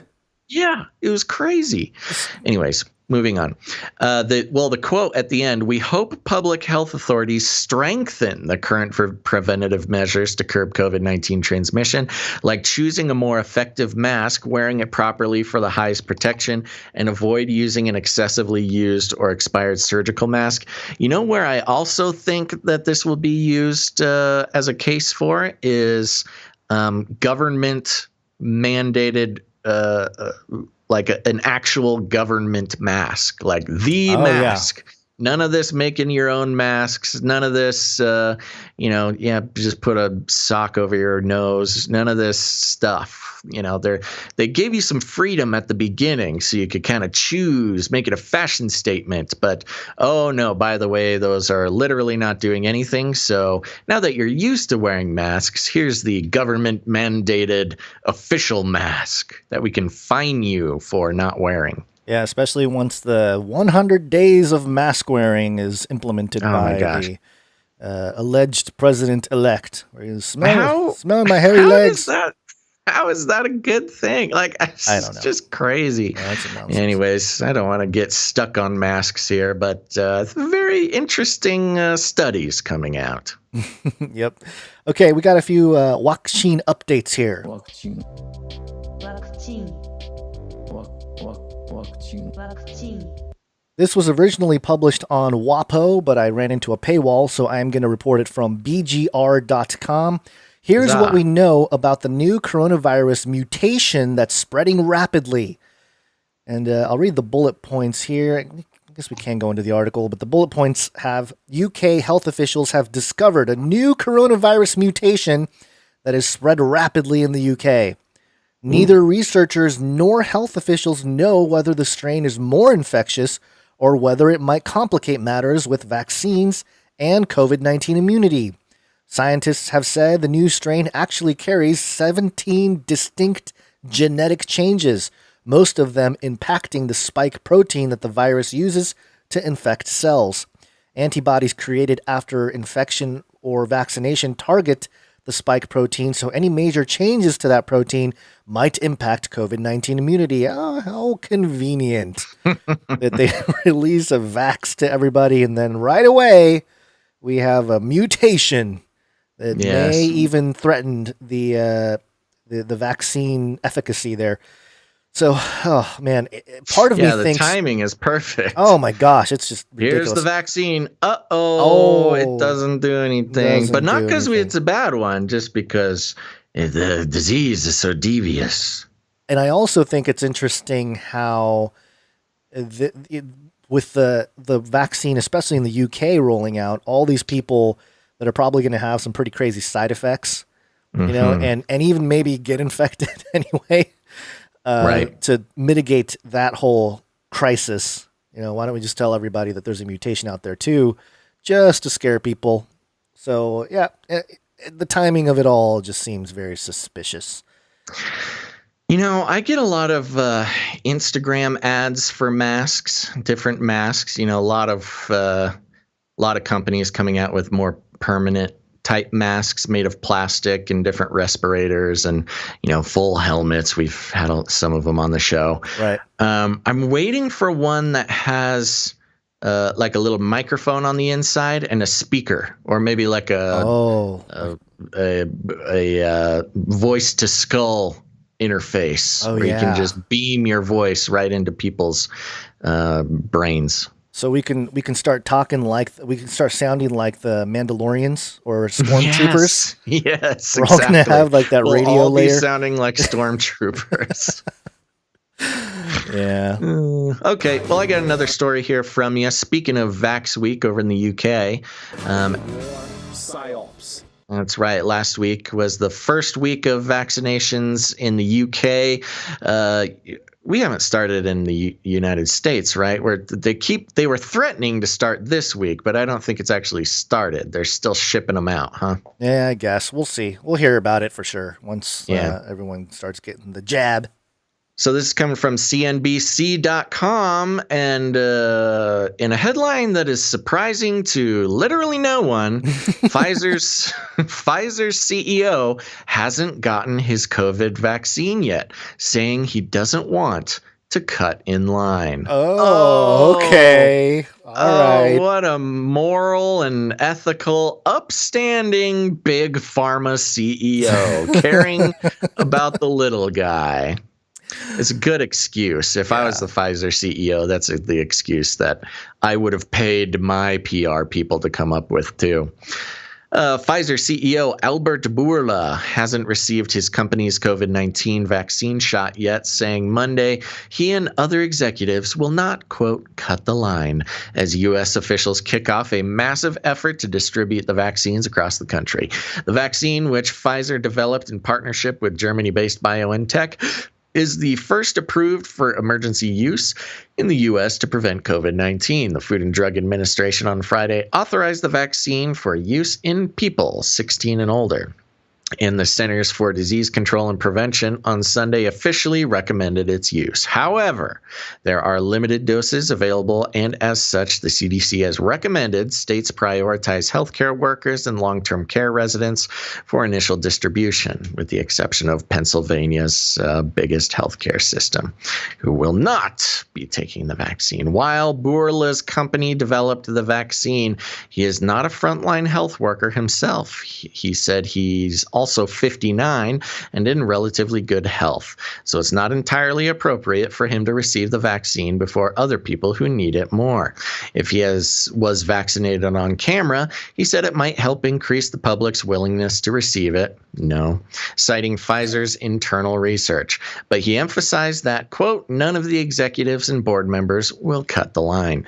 Bourla also urged Americans to basically what he's saying there is, it would really help out the public, optics on the vaccine if me and my other executives got it. We could get other people to take it and save more lives. But, man, we're not going to do that because we don't want to. Bourla also urged Americans to trust science and encourage people to get vaccinated when appropriate based on their age and occupation. Quote, this is a vaccine that was developed without cutting corners from a company with 171 years of credentials, Bourla said Monday on Squawk Box. This is a vaccine that was developed in the spotlight, in the daylight, with all the data being put in a server. That doesn't what does make that have it, to do with anything? It doesn't make it transparent. All the data was put in a server, so, it's fine. These people think either they are unintelligent or they think the rest of us are really unintelligent or something. I think maybe Pfizer, he Pfizer doesn't know what a server is. Probably not, but wasn't Pfizer the one that didn't publish any of their data until they started rolling out the vaccines in the UK and everything? Yeah, they still haven't released all the data, and they're the ones who they're not the ones saying it, but people keep saying that there was no adverse events during their trials. And there was a bunch of adverse events. Including people that died. Yes. 2 specifically that died, and then 4 more that died, but they didn't die from the vaccine. They died. Trust the science, guns. They got the placebo. So, anyway, go on. Bourla's comments come as the first deliveries of doses are set to arrive at more than 100 of the countries. I did it again. I can't. Country, man. It's all merging into one thing. That's true. They're all the same to me. 100 of the country's 636 predetermined. Dang, so close on that one. I know, just 30 more. 636. No, 33 more. No, I'm sorry, 30 more. Yeah, yeah, 30 more. Some bad math. Predetermined distribution sites. Some frontline healthcare workers are due to be vaccinated as soon as Monday morning. And vaccination is set to begin among long-term care residents next week, according to Operation Warp Speed officials. So allegedly, some people were supposed to get vaccinated 2 days ago. Have you heard anything about this? A little bit. I mean, I just heard the FDA approval. And remember, we talked about but there's no televised vaccination of healthcare workers, is there? Yet. Not yet. I don't know. Maybe there was. Maybe the chat can tell us if there was. Is there secret vaccinations that they're not telling us about? Maybe. I don't know. But I'm still waiting for Bush Jr., Obama, and Clinton coming out. Hey, get the jab. I know. Get the jab. And then Bush hold Jr. on here. Ebony Blaze, that's producer Charlie. I just emailed you an article about the first vax. Okay, pulling it up now. Thank you, producer Charlie. MarketWatch.com. Watch. Relieved Americans applaud as Pfizer BioNTech COVID-19 vaccine rolls out across the country. You want to jump on that link and put it on the stream real quick? It's already up, buddy. Oh, you're already so up. fast. Yeah. Well, the problem is I don't have a live stream. Oh, okay. I could, though, if I paid attention. Okay, here we go. As the U.S. death toll from the coronavirus pandemic neared 300,000 on Monday, video and images of the first doses of the Pfizer BioNTech COVID-19 vaccine being delivered and administered gave people a shot of hope. In Queens, New York, Northwell Health nurse Sandra Lindsay became the first person in the U.S. to receive the coronavirus vaccine. What is the date on this? This was 2 days ago. This was Monday, which just received emergency use authorization from the Food and Drug Administration on Friday. Video footage of the critical care nurse getting the long-awaited inoculation went viral on Twitter on Monday morning. Not that viral. I didn't get it. Quote, "It didn't feel any different from taking any other vaccine," said Lindsay, who received the shot to a round of applause. Oh, clap, please clap. Quote, "I feel hopeful today, relieved," she added while speaking to journalists at Long Island Jewish Medical Center in New York.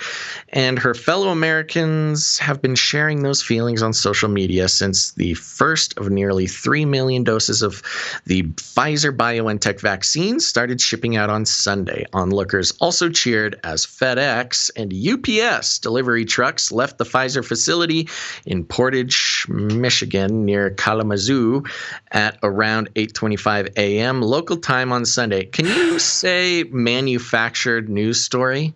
Yeah, how would these regular people know exactly when the UPS and FedEx trucks carrying the vaccines would be rolling out of the distribution facility? This whole thing and the video that they have here, it's got like Cuomo on a live stream and you gotta have Cuomo. Yeah, the shots going in and stuff. This is like scientific virtue signaling. Because nobody in the public knows what's actually in the syringe there. There's no way to verify as a public. Much less the FedEx truck pulling out. The FedEx truck. But yeah, this is a lot of signaling going on, and it's just a big show. It's pretty ridiculous here. Of course it is. Well, and they're saying it right here, talking over and over about how this gave hope to the American people. Well, I mean, you can say that. I don't know anybody who got hope from this after all the negative feedback about it in the UK. Oh, if you have any allergies, et cetera, et cetera. Yeah, you know what? Now that I think about it, let's see. I think there was a headline that talked about no side effects from vaccine like a day after. And it was like, it's been 1 day. There's right. Like the concerns aren't like, oh, people are just going to keel over and die the next day from a vaccine. It's like no side effects except for the anaphylactic shock. Right. And perhaps the palsy that we'll get to in a moment here. But yeah, well, there you go. It's just, man, this is really bothersome. The amount of propaganda that is surrounding this whole thing. And the biggest thing is just the lying. Like, whatever you feel about vaccines, that's how you feel. That's okay. It doesn't affect me very much. But just the blatant disregard for the scientific information. They just ignore yesterday's news and make up the new news for the day. And with that said, we should go on to the next story here. If you're wearing a mask, it's a different... It's not science. Okay, this is USA Today. COVID-19 vaccine trials report cases of brief facial paralysis that's not as scary as it sounds. There's no side effects, Gons. Haven't you heard? It's not as scary as it sounds, though, Basil. I know it sounds scary having your face paralyzed by a vaccine, but just rest assured, science is truth. Science is truth. Don't listen to the naysayers and the crazy conspiracy theorists because it's safe. Americans are increasingly concerned about vaccine safety after 4 people in Pfizer-BioNTech trials and 3 people in the Moderna trials developed Bell's palsy, a condition that causes temporary weakness. Side effects. No side effects. Temporary weakness or paralysis of the facial muscles. While it may sound scary, experts say Bell's palsy is more common and less severe than people think. Bell's palsy, also known as peripheral facial nerve palsy, can occur at any age, according to the Mayo Clinic.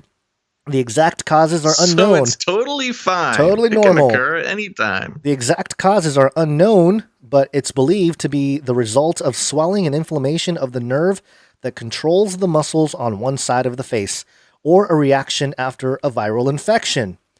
And it goes on here. Dr. Anthony Geraci, Northwell Health's Director of Neuromuscular Medicine in Great Neck, New York, says at least 2 Bell's palsy patients visit his office a month, and they always recover within several weeks. Quote, 90%, if not more, of patients who have Bell's palsy experience a mild, transient weakness of the side of the face, which is completely resolved within 3 months, the majority within a month and a half, he said. It's a relatively benign condition. Now, let me stop for a moment there. Yes, I shared this with you before the show. They are making a big point about making Bell's palsy sound basically harmless.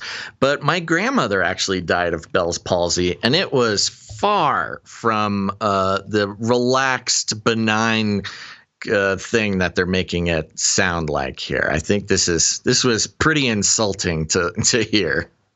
Yeah, so I mean, I'm just doing some quick searches here to see what the death rate is from Bell's palsy, and I'm not getting and it's interesting too, because when my grandmother got Bell's palsy, all of us in the family were doing a bunch of research about Bell's palsy, and you know what? I don't know what Google algorithm I was on, but I did not find anything about it being so harmless, and don't worry, it'll just go away.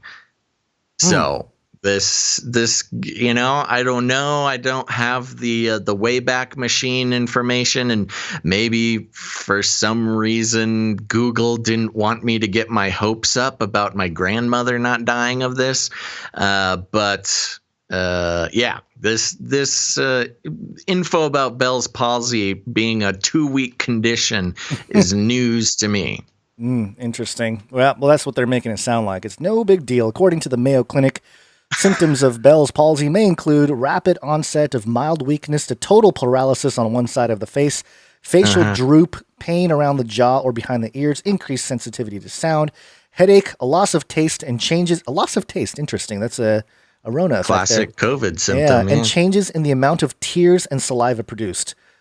So you can cry, but nobody will know you're crying. Or you're crying about everything. I don't know if it dries you out or makes you cry more, but Garasi says most of his patients experience mild to moderate symptoms that could include numbness or tingling to the tongue, or maybe an off-kilter smile, or less blinking in one eye than the other. Anyway, no big deal, guys. Don't worry about it. And, one of the things to keep in mind, too, according to publicly available information, this Pfizer trial, I think it was like 30 to 40,000 people that were tested or whatever. They did not test it on people that had other, highly susceptible to, being allergic to things and stuff like that. They didn't test it on people that have other issues. And remember early on in the UK, they said, hey, if you have a severe allergic reaction to things, don't take it. And it's just one of those things. It's like, don't you want to know how it affects people that might have other problems before you start rolling it out there, and then only tell the people That's after. what they're doing now. That's what I'm saying. It's just ridiculous. That's what the mass rollout is really just a big beta test. Yeah, it's just, oh man, it's troubling. This is very troubling. But yeah, there you go. Don't worry, there's no adverse effects. Yeah, it's not as scary as it sounds, guys. Your face is just going to be numb for like 3 months. But other than that, big deal. Other than that, hey, down with the Ronas, am I right? Hey. So crazy. It's just craziness. This isn't even conspiracy theory. We're just reading the news. Yeah, and just so people watching or viewing or listening don't have any doubts about this, I have the actual document screenshotted here from the FDA. The link is available. I'll throw it in the chat real quick. But yeah, this paper does actually say the reports. Well, I'm not going to read the whole thing here. Bell's palsy was reported by 4 vaccine participants and none in the placebo group, which would make sense. That means that the vaccine did cause this. These cases occurred at 3, 9, 37, and 48 days after the vaccination. One case, that's a long time. It is, so I know. That could occur at any, that's not just something like they said, took the vaccine yesterday, feeling fine. Go get it, everybody. That's what I'm saying. It's like up to a month later, you could develop Bell's palsy. One case onset at 3 days post-vaccination was reported as resolved with sequelae within 3 days after onset. And the other 3 were reported as continuing or resolving as of the November 14th, 2020 data cutoff with ongoing durations of 10, 15, and 21 days respectively. So if I'm reading that correctly, it was resolved as of the day they cut off the data? Interesting. Meaning like, we're just going to say it resolved because, hey, we're not collecting data after November 14th. That's very interesting. I don't know. But it does say 10, 15, 21 days respectively. The observed frequency of reported Bell's palsy in the vaccine group is consistent with the expected background rate in the general population. So don't worry about it. It's the expected rate with the population. And there is no clear basis upon which to conclude a causal relationship at this time. Didn't they say they don't know what causes Bell's palsy to begin with? Yeah. So if you don't know what causes it to begin with, how can you say that causes it? Oh my gosh. But FDA will recommend surveillance for cases with Bell's palsy with deployment of the vaccine into larger populations. Wow. So that's directly from the FDA there. Okay. Thanks, FDA. Yeah. Anyway, don't worry, guys. No adverse side effects. No adverse side effects. It's not a big deal. It's not as scary as it sounds. Yeah. Well, speaking of which, I'm got another article here for you. Okay. There you go. Go for Thanks. Doing it. This is also from the New York Post. A lot of New York Post today. America's oldest newspaper. Most Americans will likely get a COVID-19 vaccine, survey says. Let's just check in with the surveys here. 7 out of 10 Americans say they will, quote, definitely or probably get a COVID-19 vaccine, a new survey has found. The new statistic, 71%, is a considerable jump from September when 63% said they'd get the jab. Now American outlets are calling it the jab. This is crazy. No, I noticed that, and I think there was an article that mentioned that as well, that America was mentioning it as the jab. Weird. Yeah. I wonder if it's because they started with it in the UK, so the UK kind of, got to take control of the language, and now suddenly the jab is being used in America. Yeah. I know that's a normal thing in the UK to call getting a shot, but calling it the jab in America has some pretty negative rhetorical connotations. Like that is inherently a negative term. So it's very strange that they're trying to flip-flop that on us as a good thing. Co-opt the language. Yeah. Well, it's the same thing. Language has done more evolving in 2020 than it has in the past 10 years, I think. Sure. Anyways, Continuing, the new statistic, 71%, is a considerable jump from September when 63% said they'd get the jab. I don't like that. According to the poll Tuesday from the Kaiser Family Foundation, the nonprofit health research organization surveyed 1,676 adults. That doesn't seem like enough to me, but amid fears from the experts that not enough Americans trust the coronavirus vaccine, Dr. Anthony Fauci, they always Daddy have to Fauci. say this.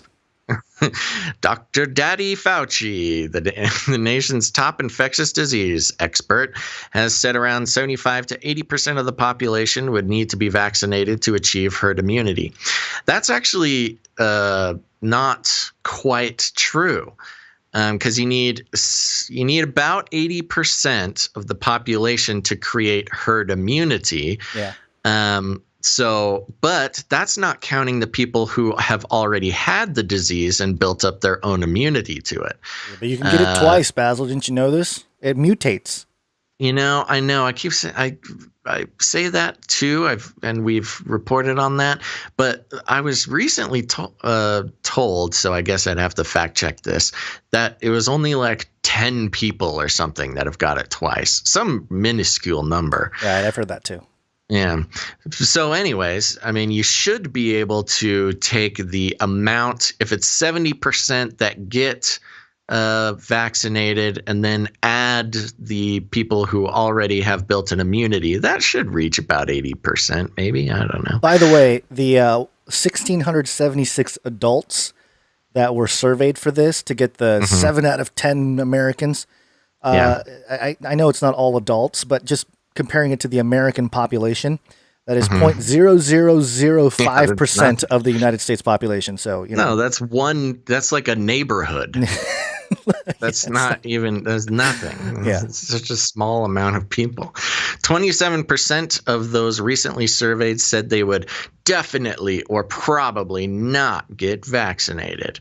Quote, this group is disproportionately made up of Republicans. Of course, we got to point this out. This group is disproportionately made up of Republicans and of people with no more than a high school level education, Kaiser said in a statement. Black Americans, people living in rural areas, and Republicans were among the most hesitant about getting the shot. That's racist. They just said, anyways. But their reasons varied according to the report. Quote, some black adults are hesitant for reasons that could change with more information, the report said.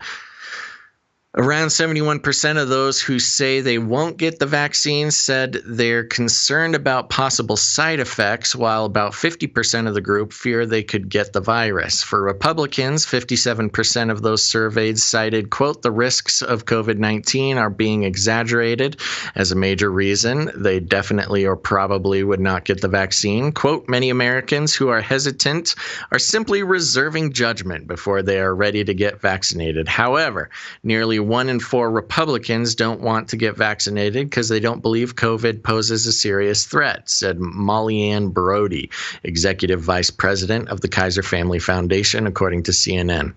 I wonder if we should do a quick rundown of the Kaiser Family Foundation. Liz Hamill, director of Kaiser's Public Opinion Survey Research Program, said messaging will be critical to instill confidence in the vaccine. Quote, based on our data, what happens, notice, okay. So Liz Hamill said messaging will be critical to instill confidence in the vaccine. I don't know if that's quite true, Liz. I don't think it's all about brainwashing and messaging to people, because so far the messaging is no adverse side effects. Don't worry, perfectly safe. Nothing to see here, folks. That's the messaging, when in fact the data shows that your face can go paralyzed and you can die of anaphylaxis and. So your messaging, I don't give nothing. I don't give nothing, Liz, about your messaging. And this is, there's one hidden sort of, what is the word? I don't know. So it's insulting. There's a hidden insult in this, which is it's the messaging that's critical to instill confidence, and not the science and the data that is critical to instill confidence. And that's where a lot of this quote unquote messaging is getting wrong, because they think they can just message people into confidence, when the people who don't have confidence, it's based on the data, the science of the vaccine, and the results of the trials. That's what takes away confidence in the vaccine. The thought that you Kaiser, what is it called? Kaiser Medical something or other. Where is it? Well, Where is Kaiser it? Family Foundation. Kaiser Family Foundation. The idea that you can just message, quote unquote, brainwash people into having confidence in the vaccine is insulting to those who actually pay attention to the science and the data and decide for themselves it's not a risk they want to take. So that's all I have to say about that. Quote, based on our data, what happens in this initial rollout is going to be critically important in both how smoothly it rolls out, but also how those reports get filtered out to the media and what people's different media sources are telling them about how that initial rollout goes. Well, what was the media outlet that told us about the face paralysis? Oh, that was MSN. Okay, what's the I can scroll down in our thing and find the outlet that told us about the anaphylaxis. I'm pretty sure that was a mainstream source as well. So this is just a highly insulting, and it's not insulting if you don't think about it. But if you're the type of person who pays attention, not just to the data and the science of the vaccine, but also if you are, if you know the tricks to look at the media analysis and see when they're lying to you, sometimes lying without lying, sometimes lying by omission, and sometimes just straight up putting insults in friendly language. So there you go. Anyways. What were we talking about? Oh, yeah. Most Americans will likely get a COVID-19 vaccine. Yeah. Go get it. The name Kaiser in German is the word for emperor. Oh, good. So Kaiser Family Foundation. Kaiser Emperor Family Foundation. The Emperor's family. The German king. The Trust German them. kings, the Nazi 2.0. Yeah, of course. Of course. Now I know that. Who is the Kaiser family? Is that a family or like? Yeah, there's a Kaiser family. Last name? Yeah. There's a Kaiser family. I remember them as part of the, they're part of the big. I don't know that they're part of the bloodlines, but they're definitely involved in some history here in the U.S. and the world when it comes to control and. The Kaiser's family, so I'm seeing this foreignpolicy.com article. The Kaiser's family wants its stuff back. Germany isn't sure they deserve it. Former royal family lost countless artworks. I don't know if this is the same. It's got to be the same Kaiser. No, Kaiser's family. They're probably talking about the former emperor or king or Kaiser of Germany. Because interesting, I don't have the exact dates. I can pull it up though. Yeah, Germany, in its current state, in its current sort of democratic state, is very young. They've had like Kaisers up until fairly recently. I think. Well, I don't want to speak out of turn here, so I might look it up. But I spent some time looking at the political history of Germany, and in its current form, I believe it might be one of the youngest countries in the world. Yeah, I'm trying to think. I might look that up while we do something else. But highlighting the stuff. Also, you also got Kaiser Soze from The Usual Suspects. Oh, classic. Yeah. Yeah. Anyways, the Kaiser Family Foundation, they don't just have like a website we can read from. We can. We'll get to it. Kaiser Wilhelm? Is it the Kaiser Wilhelm? I don't think so. It's okay. We'll look into them later if it even matters. One quick thing before we take a break here. One more quick story. If it's not the vaccine and different ways to trace it, this medgadget.com saliva COVID test uses smartphone for results in 15 minutes. And the big thing about this is, and this will go into our break and then out of the break too, scientists at Tulane University have reported a new COVID-19 saliva test that uses a smartphone to provide results in as little as 15 minutes. Similar to technology from UC Berkeley, the new test uses CRISPR technology and does not involve polymerase chain reaction PCR. Though accurate, is slow to deliver results. It is purportedly faster, more accurate, and easier to perform than existing gold standard PCR tests, while requiring less equipment and achieving results in minutes rather than days. The new test detects RNA from the SARS-CoV-2 virus by relying on CRISPR to amplify the signal, which is kind of interesting because isn't that what PCR does? It amplifies the signal. Yeah, it is. The test involves mixing an assay solution with a sample of patient saliva on a special chip, which then heats and amplifies a specific region of the virus's RNA. According to a Tulane announcement, quote, a modified CRISPR complex that contains a guide RNA specific for the virus RNA region rapidly binds and cuts both this amplified RNA region and a tagged DNA probe to produce a fluorescent signal that is read by the smartphone device. This test addresses the critical need for a rapid, ultra-sensitive COVID-19 diagnosis along with effective large-scale screening efforts.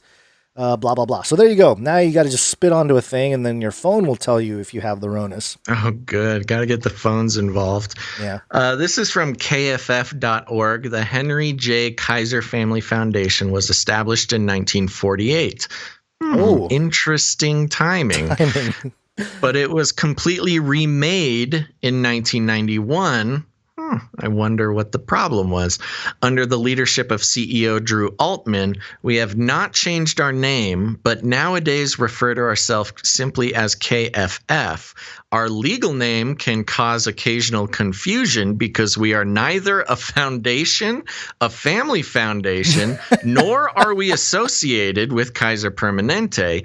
We keep the name to honor the legacy of our original benefactor or to lie to anybody who does not take the time to dig deep into your website. The great industrialist Henry J. Kaiser. That's the new research project. Who and what is Henry J. Kaiser, whose motto, find a need and fill it. We have adapted into our motto, filling the need for trusted information on national health issues. You know what this is? This is so funny. We have not changed our name, but nowadays refer to ourselves simply as KFF. Our legal name can cause occasional confusion because we are neither a foundation, a family foundation, nor are we associated with Kaiser Permanente. This is reminiscent of the Federal Reserve. That's what I was going to say. Yeah, they're neither federal nor we can just name reserve. ourselves whatever we want. It doesn't have to reflect anything about us. And nobody, it's here on our website, so legally we're protected, but who's really going to dig that deep? That's ridiculous. So interesting. Gonna look up Mr. Henry J. Kaiser. What did you do? He was an American industrialist who became known as the father of modern American shipbuilding.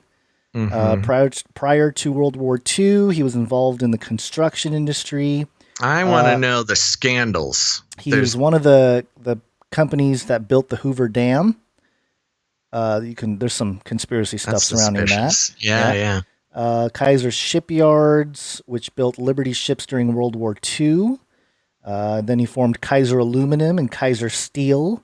Kaiser organized Kaiser Permanente healthcare for his workers and his families. Led Kaiser Fraser, followed by Kaiser Motors. Man, this guy's done everything.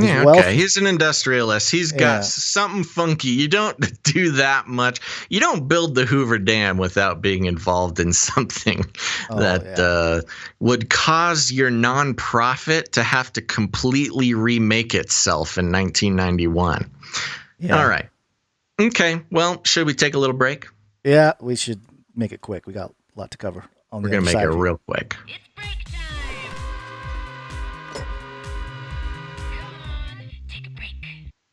Okay, folks, we're going to take a really quick break. And lucky for the impatient live listeners, it's going to be very quick for reasons that will become clear soon. But after the break, we're going to be visiting a quick segment on the PCR tests.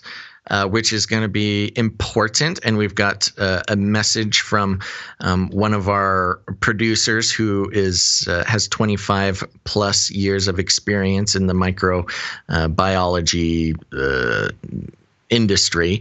But then we've got another pandemic special digging into the death toll, perhaps a deleted death toll, who knows? And then, of course, everybody's favorite Nephilim update. But before that, we want to thank some of our producers because we could not continue to do the show as often or as well as we do if it were not for the support of our producers. Now, if you're new, you might notice that we don't play any advertisements, not in the beginning, not in the end, and not in the middle.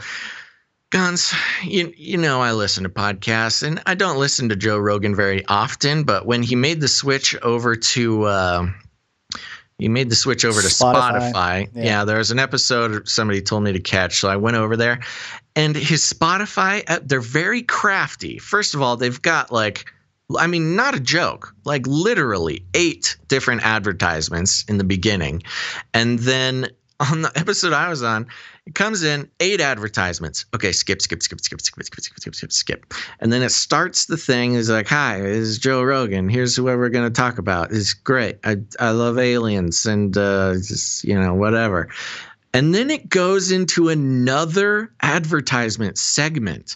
They trick you. Yeah, you can skip 8 ads, and then you think you're listening to the podcast, and then it goes into more ads. It's crazy.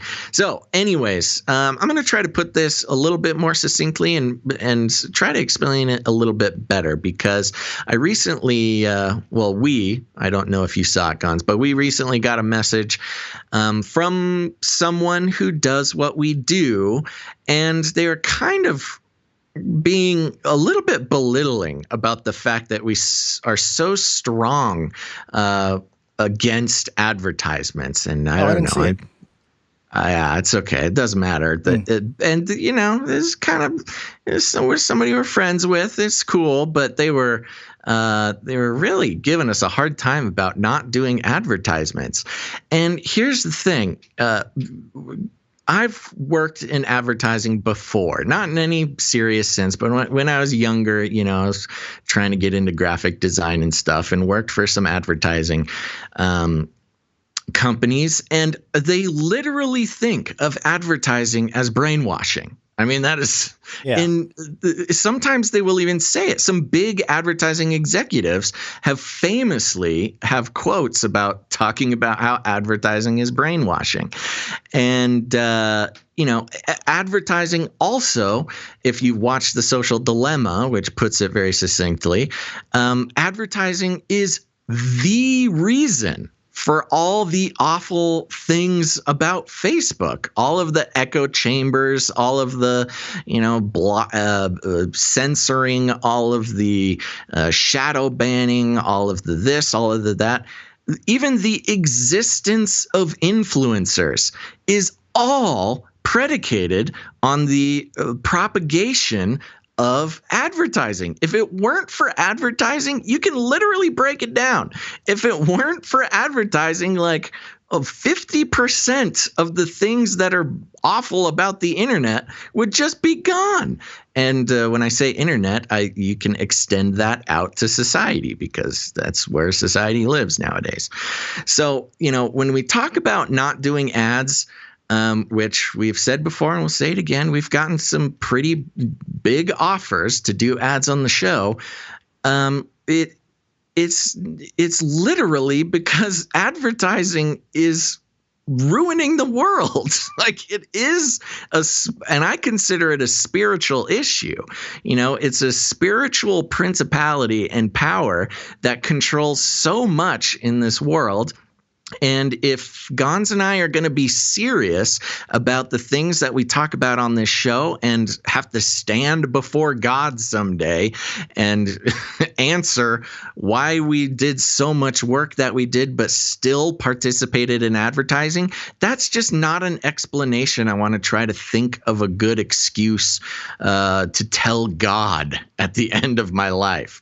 So that is why we do not play advertising. It incentivizes guys like Gonz and I to consider you, dear listener, as a commodity to be traded and sold to advertising companies for our own personal gain, and would change the things we could and couldn't talk about, what we would feel comfortable talking about without the threat of losing advertising dollars. So that's why we don't even play with it. We don't even touch the stove. You know, it's funny. I was listening to and I do this because it's just in my feed every once in a while, but I'm not even subscribed to this guy's channel, but Ben Shapiro just keeps popping up on my feed on YouTube. And I was watching one of his things, and he starts off with they're talking ads, he's promoting stuff, but I wanted to clip it. I didn't have time, but I literally wanted to clip it and play it during our segment here, because he does this thing where he gets into this really intense thing about Biden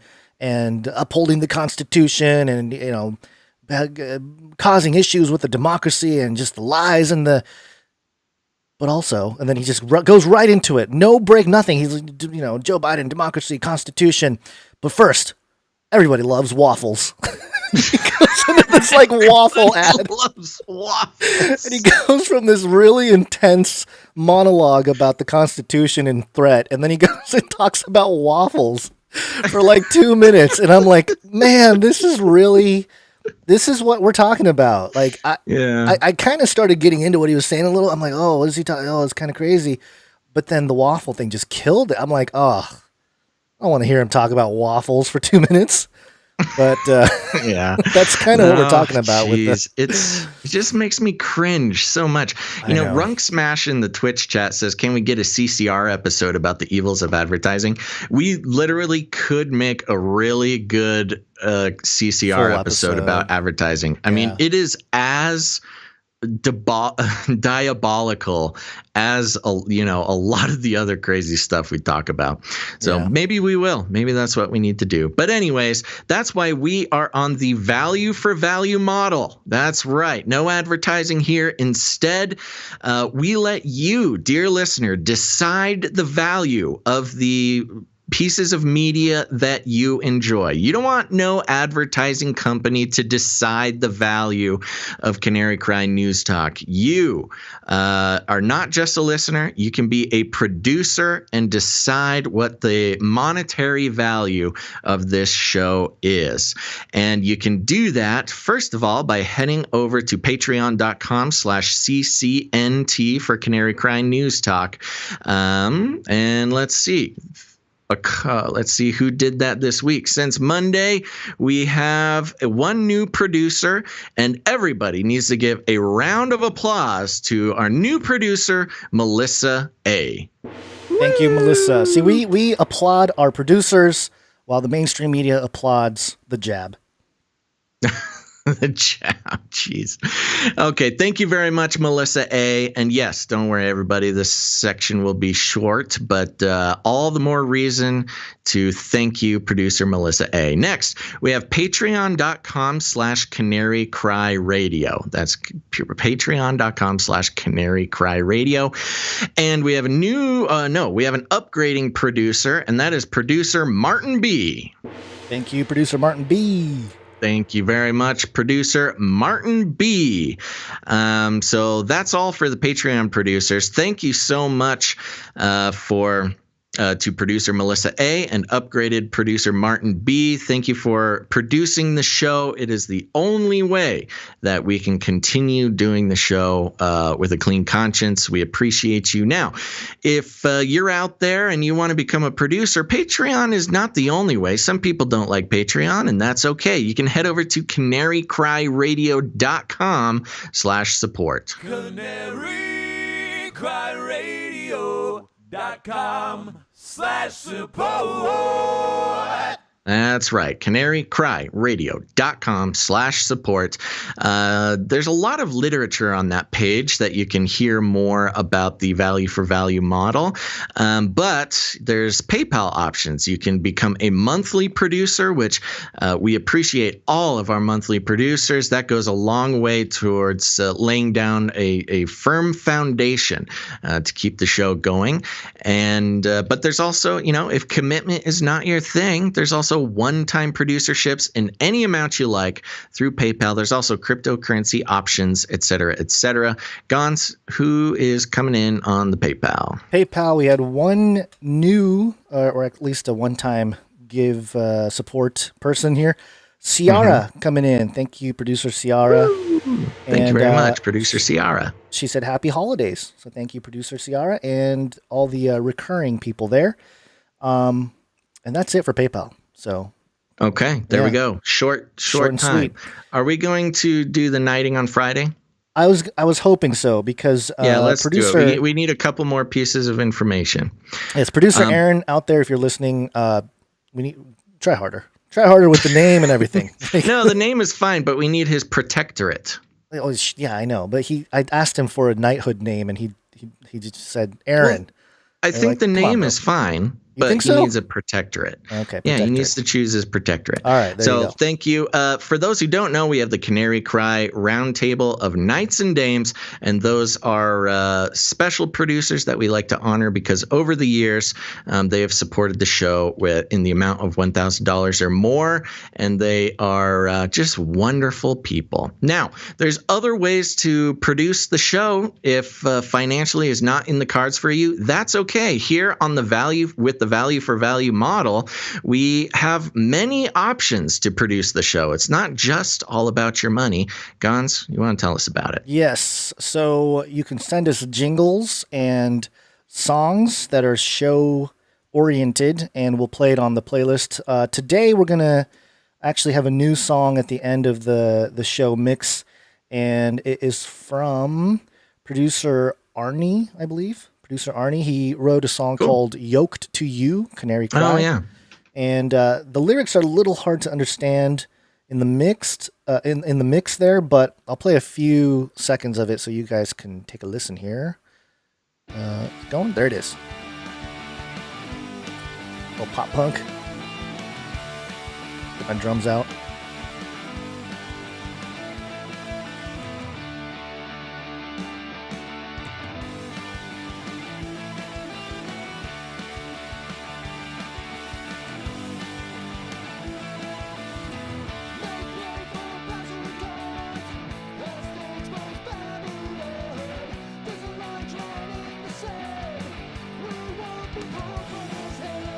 Fun stuff.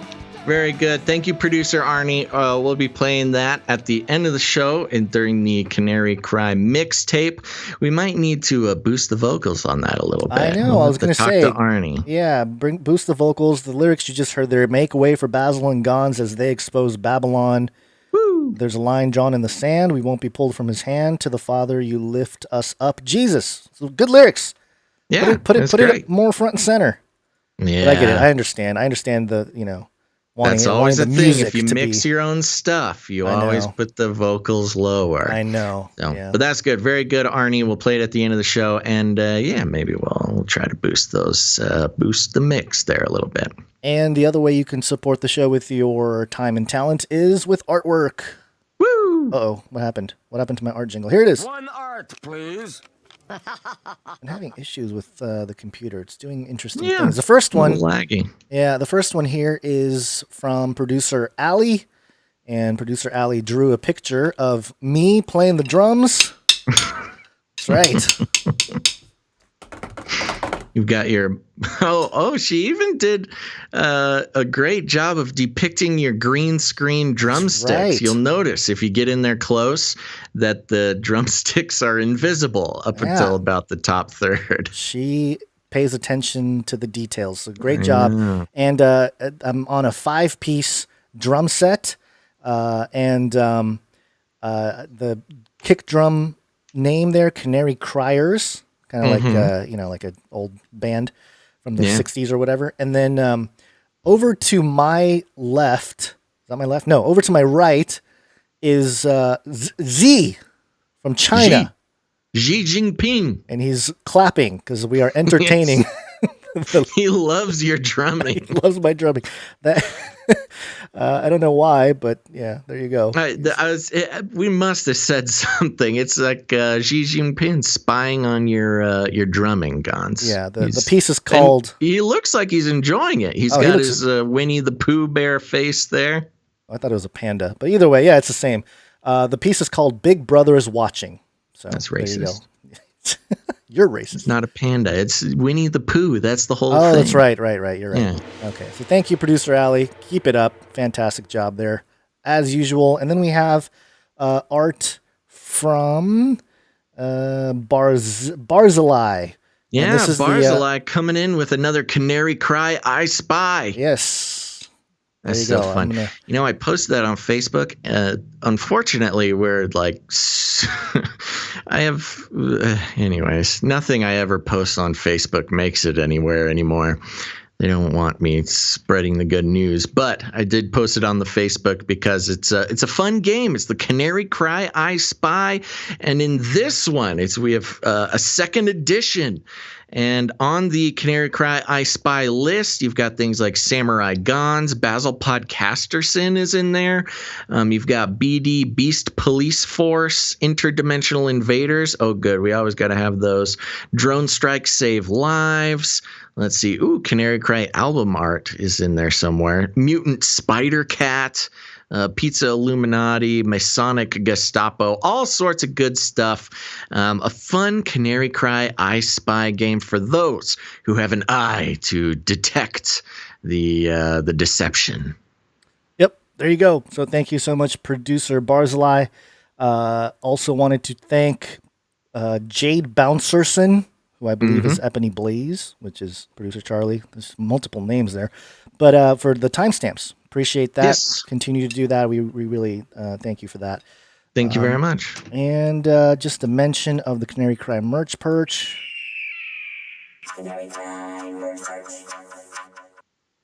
And that's about it. We should probably get back. I'm running low on time here. Okay, we'll jump right into it. But just to give it its full due, Canary Cry merch perch is run by producer Dust, a Canary Cry producer. Gons and I have nothing to do with it except for our emotional support. It's got all sorts of great merch, from logo merch all the way to merch created from Canary Cry art created by producers. It's awesome. Go check it out. CanaryCryMerchPerch.com. Everything is sold at cost to keep the cost low for Canarians, but you do have the opportunity to tip the webmaster, the artist, or Gons and I. So go check that out. CanaryCryMerchPerch.com. All right, let's get back to it. And actually, it's kind of a like a hybrid moment here. Yes. Wake up time. Hey, yo, wake up. Because we wanted to address an email that came in from producer Mark. That's Numati, I think. Yes. Do you have it pulled up? I don't. I'm thinking. Okay, let me pull it up real quick. Sorry. But yes, so producer Mark is a long time I always forget exactly what it is, but he's a longtime professional in the world of biomolecular stuff. Hold on here. I'm sorry. I'm trying to talk and pull up an email at the same time. Yeah, I got it here if you want me to. I got it here too. Okay. So Basil and Gons. And here's the thing. We love getting learned something by professionals, but we do have a little bit of a conversation to have with this. Let's see. Basil and Gons, I'm writing to comment on your repeated statement that, to paraphrase, the PCR test is not a test. I have to disagree, or rather suggest a correction to your thinking about the C19 PCR testing. Let me try to simplify this if I can. Please try to simplify this. When someone has a suspected infection, the doctor will order a test, or sometimes call it an assay, to try to determine what the infection agent is, or to rule in or out some suspected infectious agents. Originally, this was done by getting a clinical sample from the patient, e.g. blood, urine, feces, swab, and then looking to see if the suspected organism was present. For bacterial infections, this sometimes included trying to culture the organism in growth medium and or looking at a specimen under a microscope. Some organisms have very distinct morphologies. To put that simply, just take a sample and then try to grow whatever bug is in there so you have more to look at. A good example would be testing for strep throat. You go to the doctor's office, he takes a swab from your throat and submits it to a diagnostic laboratory. The swab, or a solution the swab is placed in, is put into a special culture medium. If the organism that causes strep throat, Streptococcus, is present, it will grow on the medium as very distinct colonies, which then can further be tested, which antibiotics may be the best. I don't mean to skip over it for any other reason besides time. In past decades, newer methods to detect infectious agents based on their genetic code have been developed for many diseases. This is especially true for viral agents, since they are often very difficult to culture from samples, and you basically need to do electron microscopy to try to visually identify them. One of the key methods to look for viral infections is polymerase chain reactions, or PCR. There are many variants of the C19 PCR test, but the main one I've seen is RT-qPCR, which stands for Reverse Transcriptase Quantitative Polymerase Chain Reaction. I will just use PCR for the short hereafter. Thank you. The PCR test is not the rapid test. The rapid test is looking for viral proteins, not viral genetic sequences. Based on my understanding, most of the C19 PCR tests look for 2 or more viral genetic sequences in C19, so they can be very selective, e.g., the only C19 and not other similar viruses. Because it involves amplifying a small amount of virus in the collected sample, it can also be very sensitive. You seem to have gotten caught up on the amplification issue of PCR, and then gotten to the point of saying the C19 PCR test is not a test. With the exception of a direct microscopic detection of an infectious agent in a sample, as stated above, most infection diagnostic tests involve amplification. When the throat swab sample is put onto growth medium, the Streptococcus bacteria self-amplify. Each bacterial cell reproduces until colonies then can be seen appear on the medium and can be further tested as needed. For C19, it is just using a chemical process, PCR, to amplify the C19 genetic sequences. Just because there is amplification during PCR does not mean that PCR is not a test. I will push back a little bit on the rhetoric there, because with a Streptococcus, you call it self-amplify. I mean, it just grows like a bacteria does. It reproduces itself, which is, that's a bacteria reproducing itself so you can look at it more. That's not what happens with PCR. Not to say that's what you're saying, but rhetorically they are not as similar. I don't think they're as similar as you explain it, but maybe that's just because I'm not a biomedical professional. So PCR is the method used in the C19 PCR process, just like culturing, microscopy, etc., are used as methods of those respective tests for other infectious agents. To say that PCR is not a test is misleading. Well, misleading is a strong word. All that being said, the C19 PCR test does have some major issues that you've brought up on several other shows. The main one is that if you run the PCR process too long, too many cycles, you can get false positives. That is why there needs to be proper controls run with batches of tests, and why some guidelines must be established so that a rational cycle limit is used. Based on the wide variation on cycle limits being reported, proper standardization has obviously not been established, and one can easily think there may be ulterior motives and agenda at play. The idea of infectious agent load comes into play here. Let's take the example of strep throat I discussed above. Say you go into a doctor because you have a sore leg. For some reason, the doctor decides to take a swab of your throat and they detect streptococcus. That does not mean you have strep throat.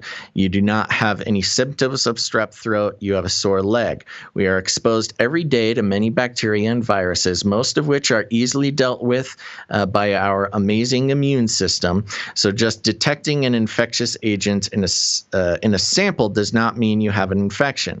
I think we all agree with that. The same applies to C19. The highly selective and sensitive C19 PCR test may detect C19 RNA genetic sequences, but it is likely detecting C19 in people who are neither showing any sign of an infection or they're feeling sick due to something entirely different, nor are they likely to pass C19 to someone else. This latter issue definitely needs more research with a definite determination of asymptomatic people can infect others. However, these issues do not mean that the C19 PCR test is not a test or assay. It most certainly is. I would highly recommend looking at, and then he gives us an official, I could look at all sorts of things. He says looking at the American Society of Microbiology FAQ on C19 testing here, which also has some simple visuals. Also, a few other links, gives us a lot of links. Thank you very much. Hope this is useful info. And if you have any questions, feel free to contact me. Always here to help. Thank you. Blessings and keep up the great work. Thank you, producer Mark. And I went ahead and read the whole thing because A, he's a producer of the show, and that's what producers get. But also, it is important to get a full understanding of these things. I feel like our disagreements are mostly rhetorical, a matter rather of language than it is in practice. It's like a semantics thing, and we're coming at it from, at least I am, when I say it's not a test. It's because even in your email here, you mentioned how just because there's some fragments of it detected doesn't mean you're symptomatic or that you can pass it on or anything like that. And so for the layman to call it a test is a little bit misleading. Whether you have it or don't have it, and then take actions based on that. Right. So So from a scientific sort of academic, medicinally practicing person, calling something a test might mean many different things, a range of the definition of a test. Whereas when you use the word a test in a public forum or just in public, as a public use of the word, most people are like, oh, it's a test. Do I have it? Do I not? Yeah. And I liked that he mentioned the assay issue because on the long list of weird things that I've done in my life, one of them is I've staked claims for silver mining. More of a pastime than any sort of profitable venture. But when you stake a claim, you get soil samples assayed, and that'll tell you if it's worth digging or not. And it's actually a very similar problem, because when you get soil samples assayed for a mineral, they can tell you if there is some there or not.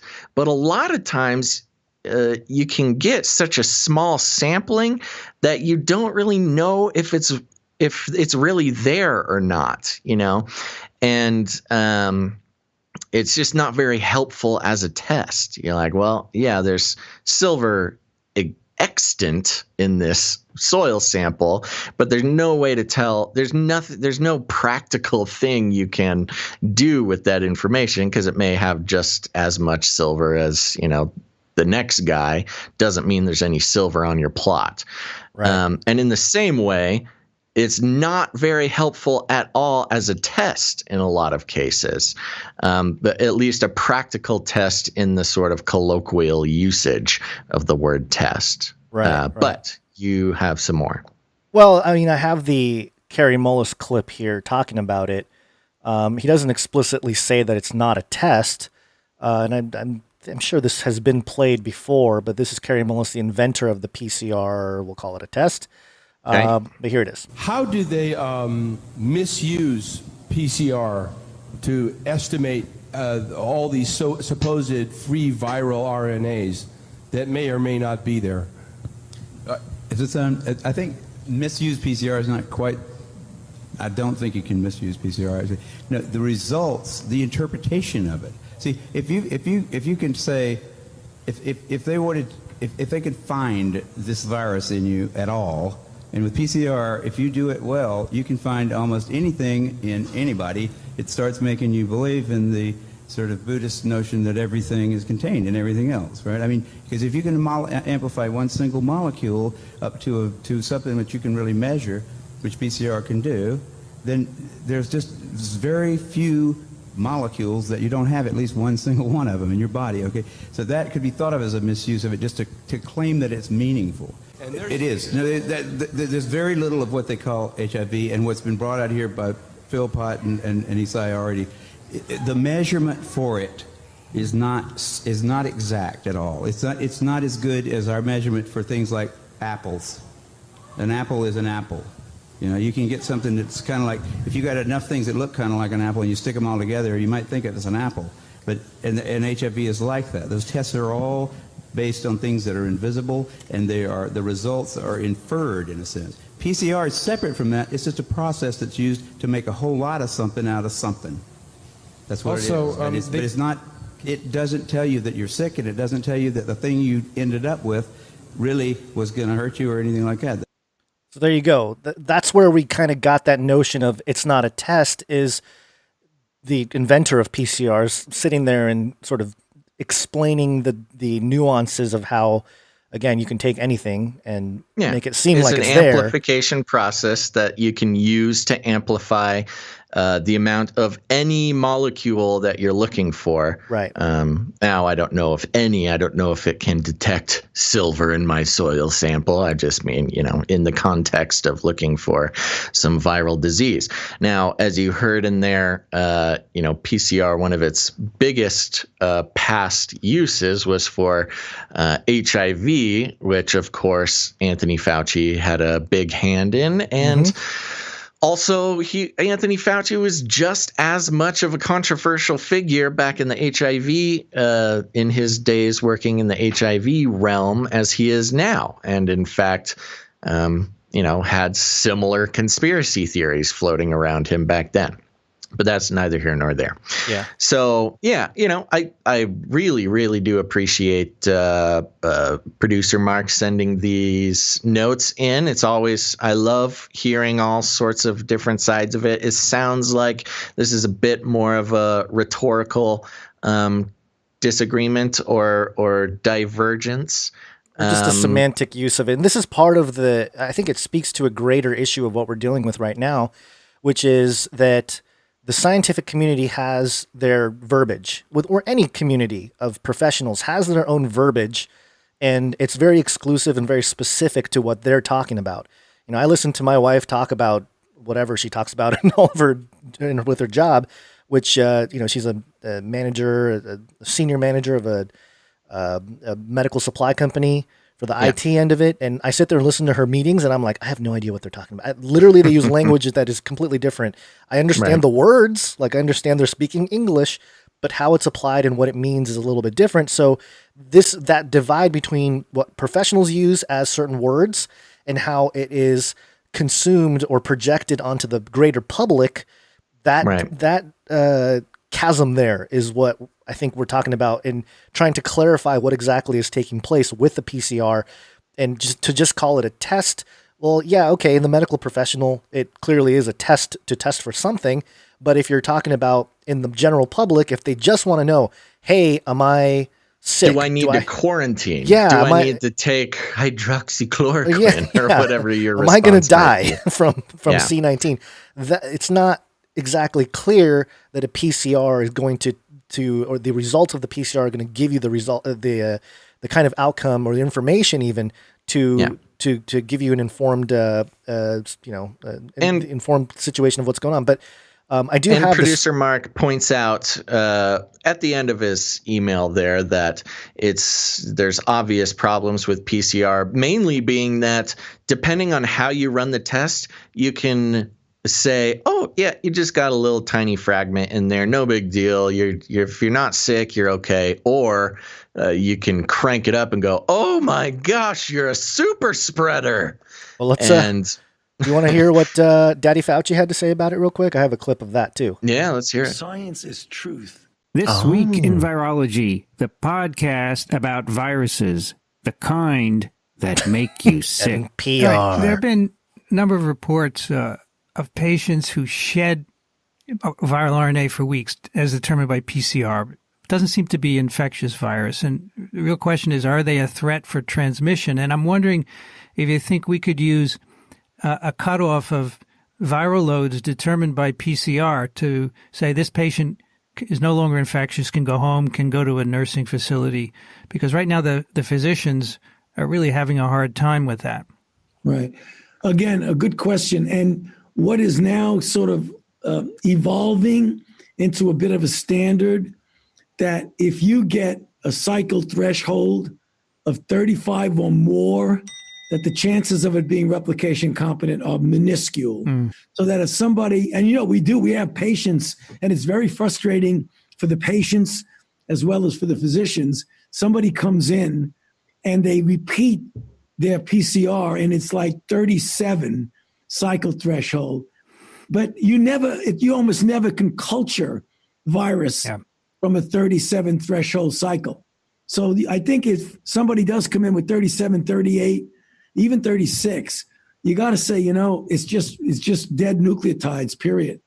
There you go. That's Daddy Fauci saying, right, it's dead nucleotides. Coming in at 35 or over. Right. And that's that amplification process that we're talking about, that if they run it, and later on in that, isn't it later on in that clip that he kind of straight up says like, oh, even 35 is too much. You really should be playing it around 32 or 33 or something like that. Something close. The World Health Organization came out and said 45 as a threshold. Great. So that's kind of where people are like, not even people, normal people, not scientists people, but people like myself, a layman when it comes to all this, are sitting there going, okay, so listen to Fauci, but what he's saying here doesn't line up. There's just a lot of confusion. Right. But anyway. And it's meant to be that way, because as much confusion as you creates more in a normal population will make people just give up trying to understand and just do what they're told. Now is the time to do what you're told. Just do what we say. A pandemic special. Okay, I wanted to include this as well because this is something that I didn't see until John C. Dvorak sent out his newsletter. But apparently the John Hopkins newsletter, published by the students of John Hopkins since 1896, on November 26, 2020, they published an article called A Closer Look at U.S. Deaths Due to COVID-19. And I'll read parts of it here. Genevieve Bryand, Assistant Program Director of the Applied Economics Master's Degree Program at Hopkins, critically analyzed the effect of COVID-19 on U.S. deaths using data from the Centers for Disease Control and Prevention, CDC, in her webinar titled COVID-19 Deaths, A Look at U.S. Data. From mid-March to mid-0.7 million. This is total deaths, not COVID deaths, like all the deaths combined. 1.7 million, of which 200,000 or 12% of total deaths are COVID-19 related. Instead of looking directly at COVID-19 deaths, Bryand focused on total deaths per age group and per cause of death in the U.S. and used this information to shed light on the effects of COVID-19. And she says, the article continues, after retrieving data on the CDC website, Brian compiled a graph representing percentages of total deaths per age category from early February to early September, which includes the period from before COVID-19 was detected in the U.S. to after infection rates soared. Surprisingly, the deaths of older people stayed the same before and after COVID-19. Since COVID-19 mainly affects the elderly, experts expected an increase in the percentage of deaths in older age groups. However, this increase is not seen from the CDC data. In fact, the percentages of deaths among all age groups remain relatively the same.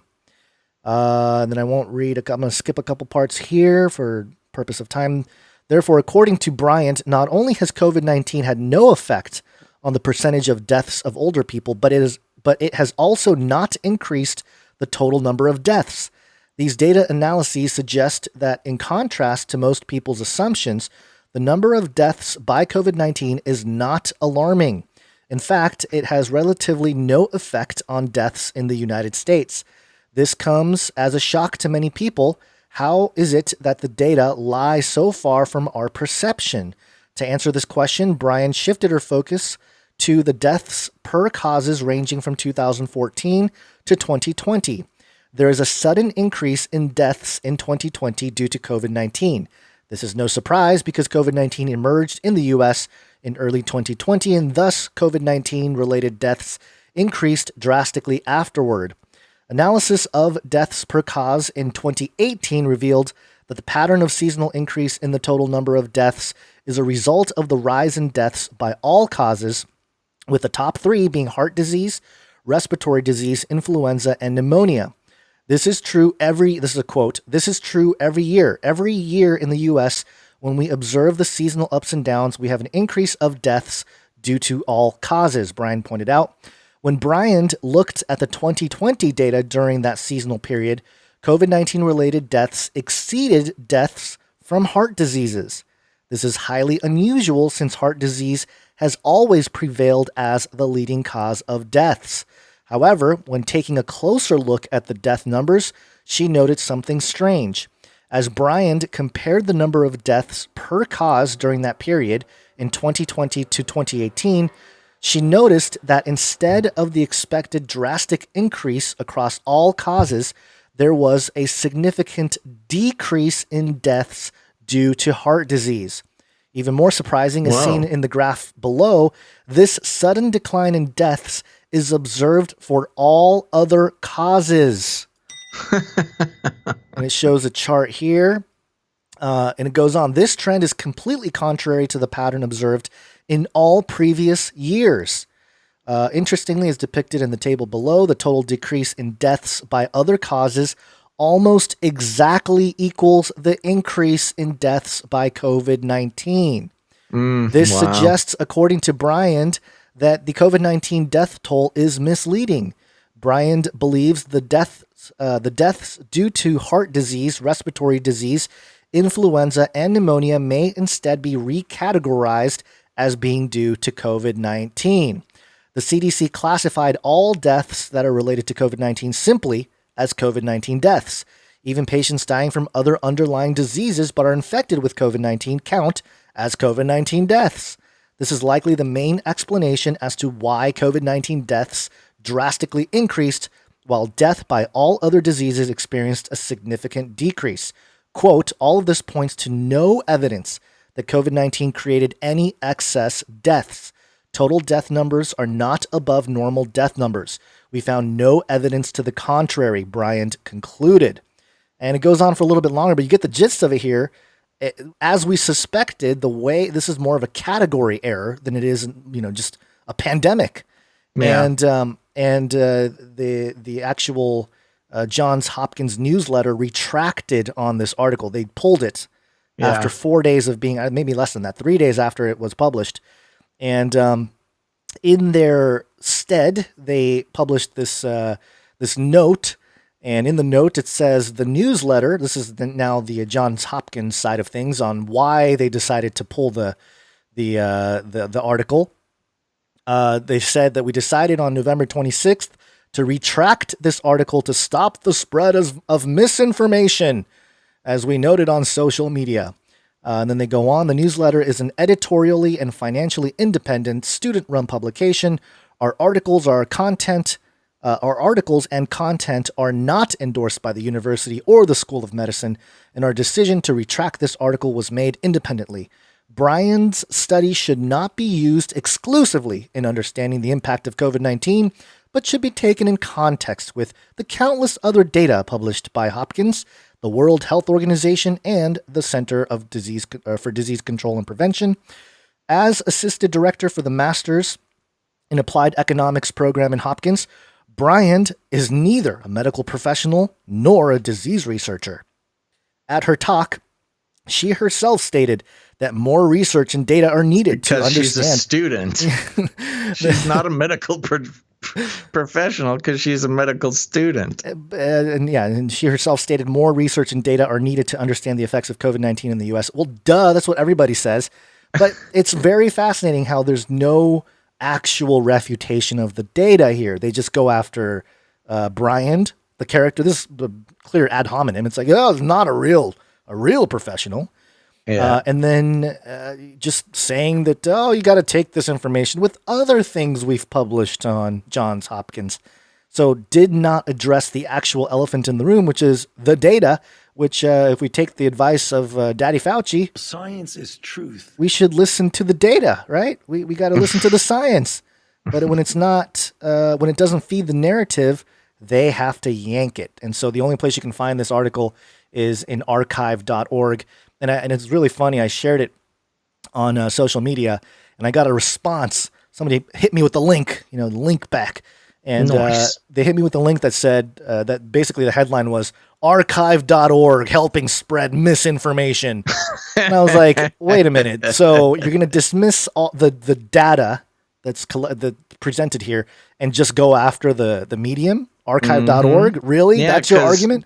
Shame on an organization that tries to hold people accountable to their retractions and their additions to the information that they put out. Yeah. So that person is just silly. Yeah. So there you go. I think it's pretty clear. And again, this is with information publicly provided by the CDC. So it's not like, they found this data on a QAnon board or something, not to go after the QAnon folks, but just as an example. It's not something that was pulled out from Conspiracy Blog or something like that. This was actually on the Johns Hopkins newsletter and, published by students. But still, to get on there, it's not going to just...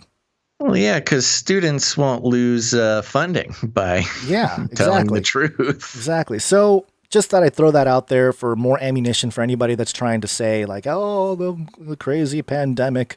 Yeah. More than anything, it's just the issue with maintaining a narrative that the data doesn't necessarily support. Right. And of course, when any data comes out that does not directly support a mainstream narrative, shame on you. Yeah. And I really wish I can dig more, deeply more into the data because I have a neighbor who's a nurse, and she was talking about how, we're getting, over flooded and there's so many, we're running out of ICU beds and the whole narrative.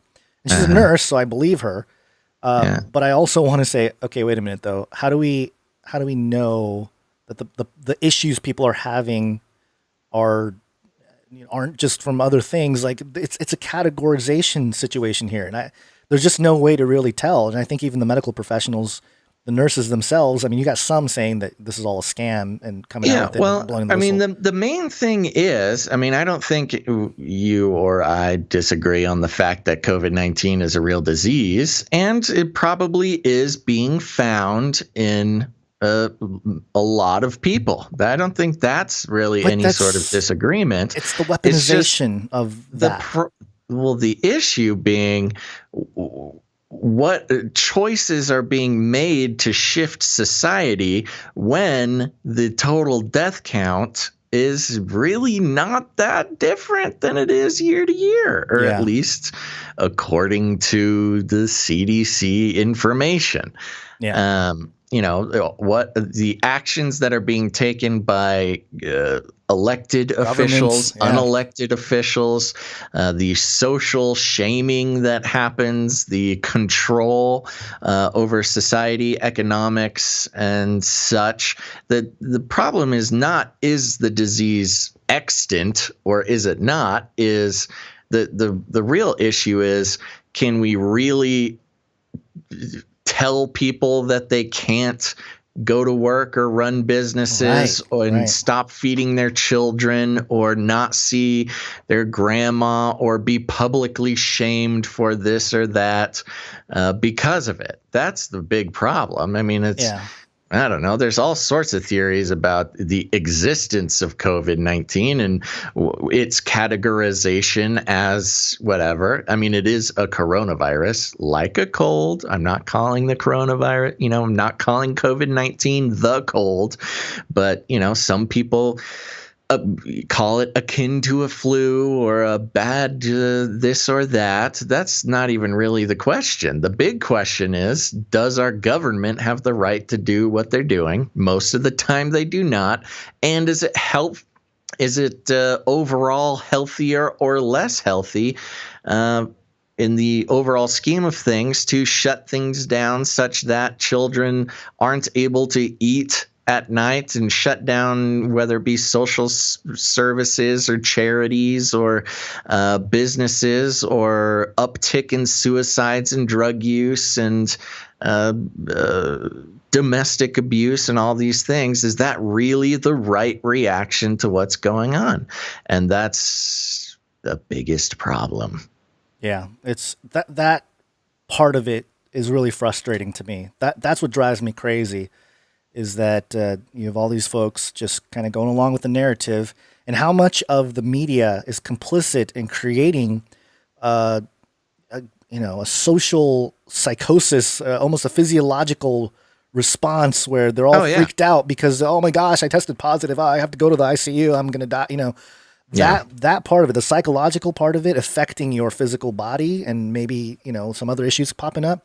Totally. That's a huge thing. That's a big psychological warfare, closing down gyms so people can't stay healthy and get fit. And this is also, it's a great reason to get the robots into the workforce. But you all know that. All right, Guns, well, for sake of time, I think it's time for a Nephilim update. What do you think? Nephilim update.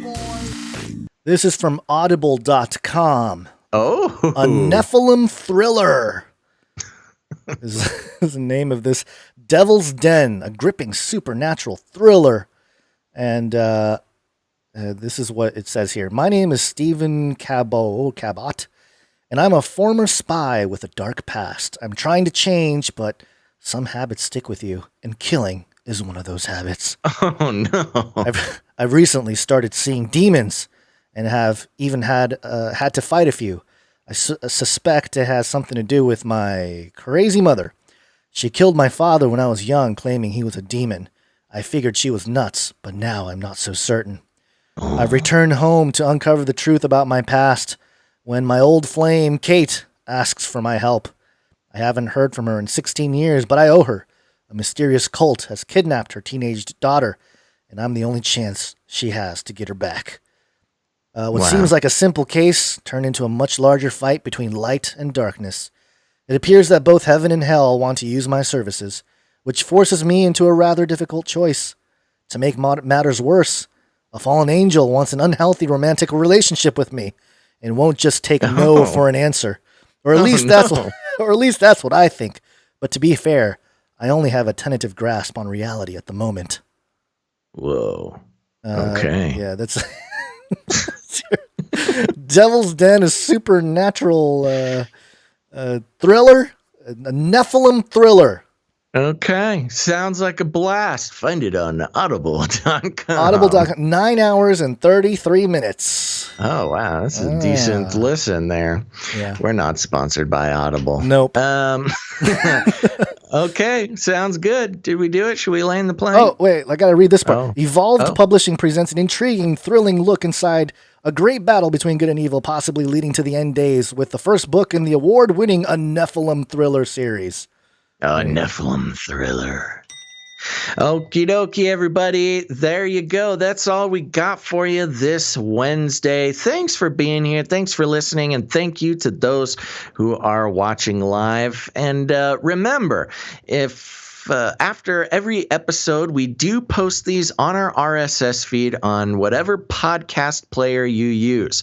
So go ahead and search Canary Cry News Talk and subscribe to the podcast version. Because if you ever miss a live show, you can go. We put up the sound quality is higher, and make sure to do that. Subscribe. Listen to the podcast version. At least it's a good backup if you can't see a live show. So there you go. We will be back on Friday the 18th. That's Friday, December 18th, sometime between noon and 3 p.m. Pacific Standard Time. So make sure to put it on your calendar, turn on notifications, whatever you got to do. Don't miss the show, and make sure to subscribe to the podcast feed as well. And make sure to, if you're thinking about becoming a producer, participating in the value for value model. I know a lot of you probably tuned out for the the value for value section this episode, but go back and listen to it. It's a new, some new info there. Advertising being one of the biggest, I would say, negative supernatural powers going on in the world today. It's the reason Facebook is the problem that it is. It's the reason mind control is so blatant and widespread. Advertising really is a big problem. And that's why we are on the value for value model, because we can't stand before God and explain why we advertised when we knew we shouldn't. So don't let advertising agencies decide the value of your media. That's up to you, folks. And you can do that by becoming a producer at patreon.com/CCNT or canarycryradio.com/support. canarycryradio.com/support. That's right. canarycryradio.com/support. And if you haven't done it yet, make sure to hit the like button on that YouTube video. Very helpful. Thank you very much. Now, here's the thing. There's all sorts of other ways to become a producer of the show. You can create art. You can create jingles. You can write songs for the Canary Cry mixtape at the end of the show. Make them all show-related, and you can email those to canarycryradio@gmail.com. That's canarycryradio@gmail.com, and we'll put it on the next show. So thank you very much to all of our producers today, both financial and creative. We couldn't do the show without you. And thank you to all of our infrastructure producers as well. We've got producer Smiley over at canarycry.community. We've got producer Dust running the Canary Cry merch perch. Oh man, it's just such a family affair. We appreciate everybody who makes the show happen. Now, there's other ways to produce the show. Well, there's other ways to help out the show, and one of those is leaving ratings and reviews. If you have not left a rating and a review, you can do that at Apple Podcasts or on whatever podcast player you use. Just search Canary Cry News Talk and leave a review. I'll be reading reviews on Friday's show. It's always a blast, whether they're talking about how great the show is or how much they don't like me. It's always fun. We're having fun here. And lastly, share the show. Put it out on your social media. Thank you. I see everybody who puts that out on Twitter and Facebook and things like that. Please continue to do that and tag your friends, people who might appreciate listening to the show. Remember that the YouTube version of the show will have what are they called? Timestamps. Timestamps, yes. And thank you to, can we just say it's Producer Charlie? Thank you very much, Producer Charlie, for the timestamps. It helps people who find the episode just kind of jump around and find whatever subject matter they want to listen to without having to full on jump into the show. But either way, if you've got friends, you've got family, they're starting to wake up to the fact that the world is not what it seems, just share the show with them and then you guys can listen together or separate and talk about it. It's a good time. And well, thank you very much for that. And if you need any more instructions, here's what you do. You walk right up to him, you grab him by the cage, and then you shake it. The end of the world occurred pretty much as we had predicted. I want to shake things up, stir up some controversy, rattle a few cages. Hey, stop that! You'll never silence me. I'm the last angry man, a crusader for the little guy. Leave the bird alone. Never. Rattle a few cages. Rattle a few cages. The human race will have every opportunity to improve. And if they don't? Ask Noah. That's right. Just ask Noah. All right, Gons, any last words? Basil is a poo-poo face, says people in the chat. I can take it. Go on, do your worst. Don't do it. I'm very fragile. Okay, everybody. Thank you so much for listening to this episode of Canary Cry News Talk. We'll be back on Friday, the 18th of December, the year of our Lord, 2020. So make sure to be there or be square. But until then, remember to think outside the cage. Look it up.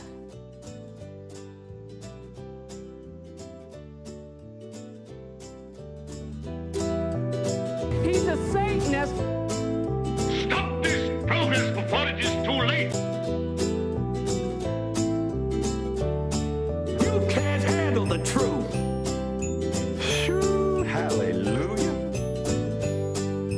That was nice. Aliens. Aliens.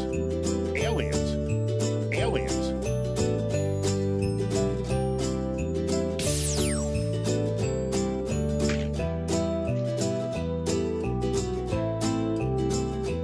I disagree.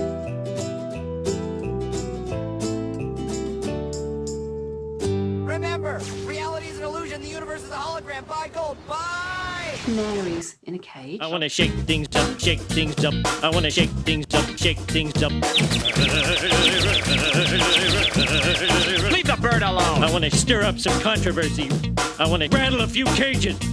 I want to rattle a few cages. I'm the last angry man. You'll never silence me. I'm the last angry man. I'm the last angry man. You'll never silence me. I'm the last angry man. A crusader for the little guy. Little guy. Little guy. Well, we'll see about that. Whatever, Illuminati. Don't even get me started on bidets, man.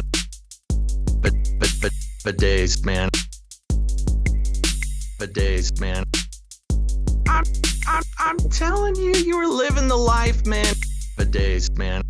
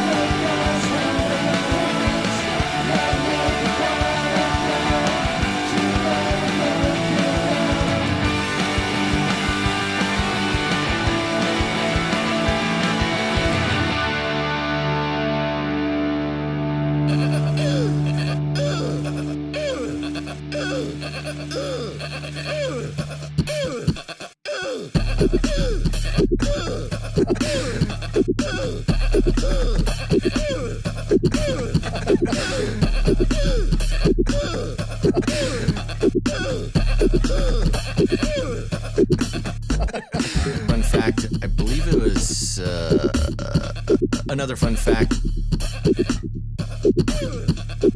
Fun fact. Another fun fact. Brings me back to my Screamo days.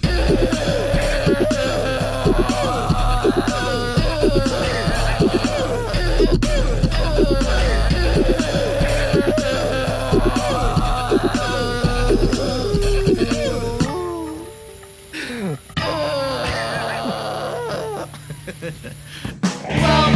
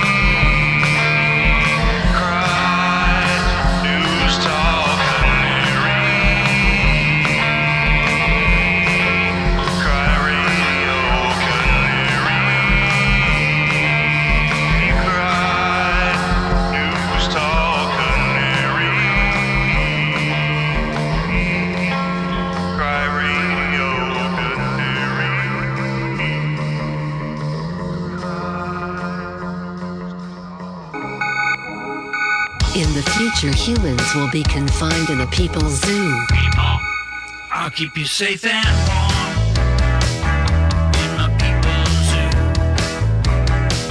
I'll keep you safe and warm now in my people's zoo. You, yeah, you in my people's zoo. I'll keep the cameras on.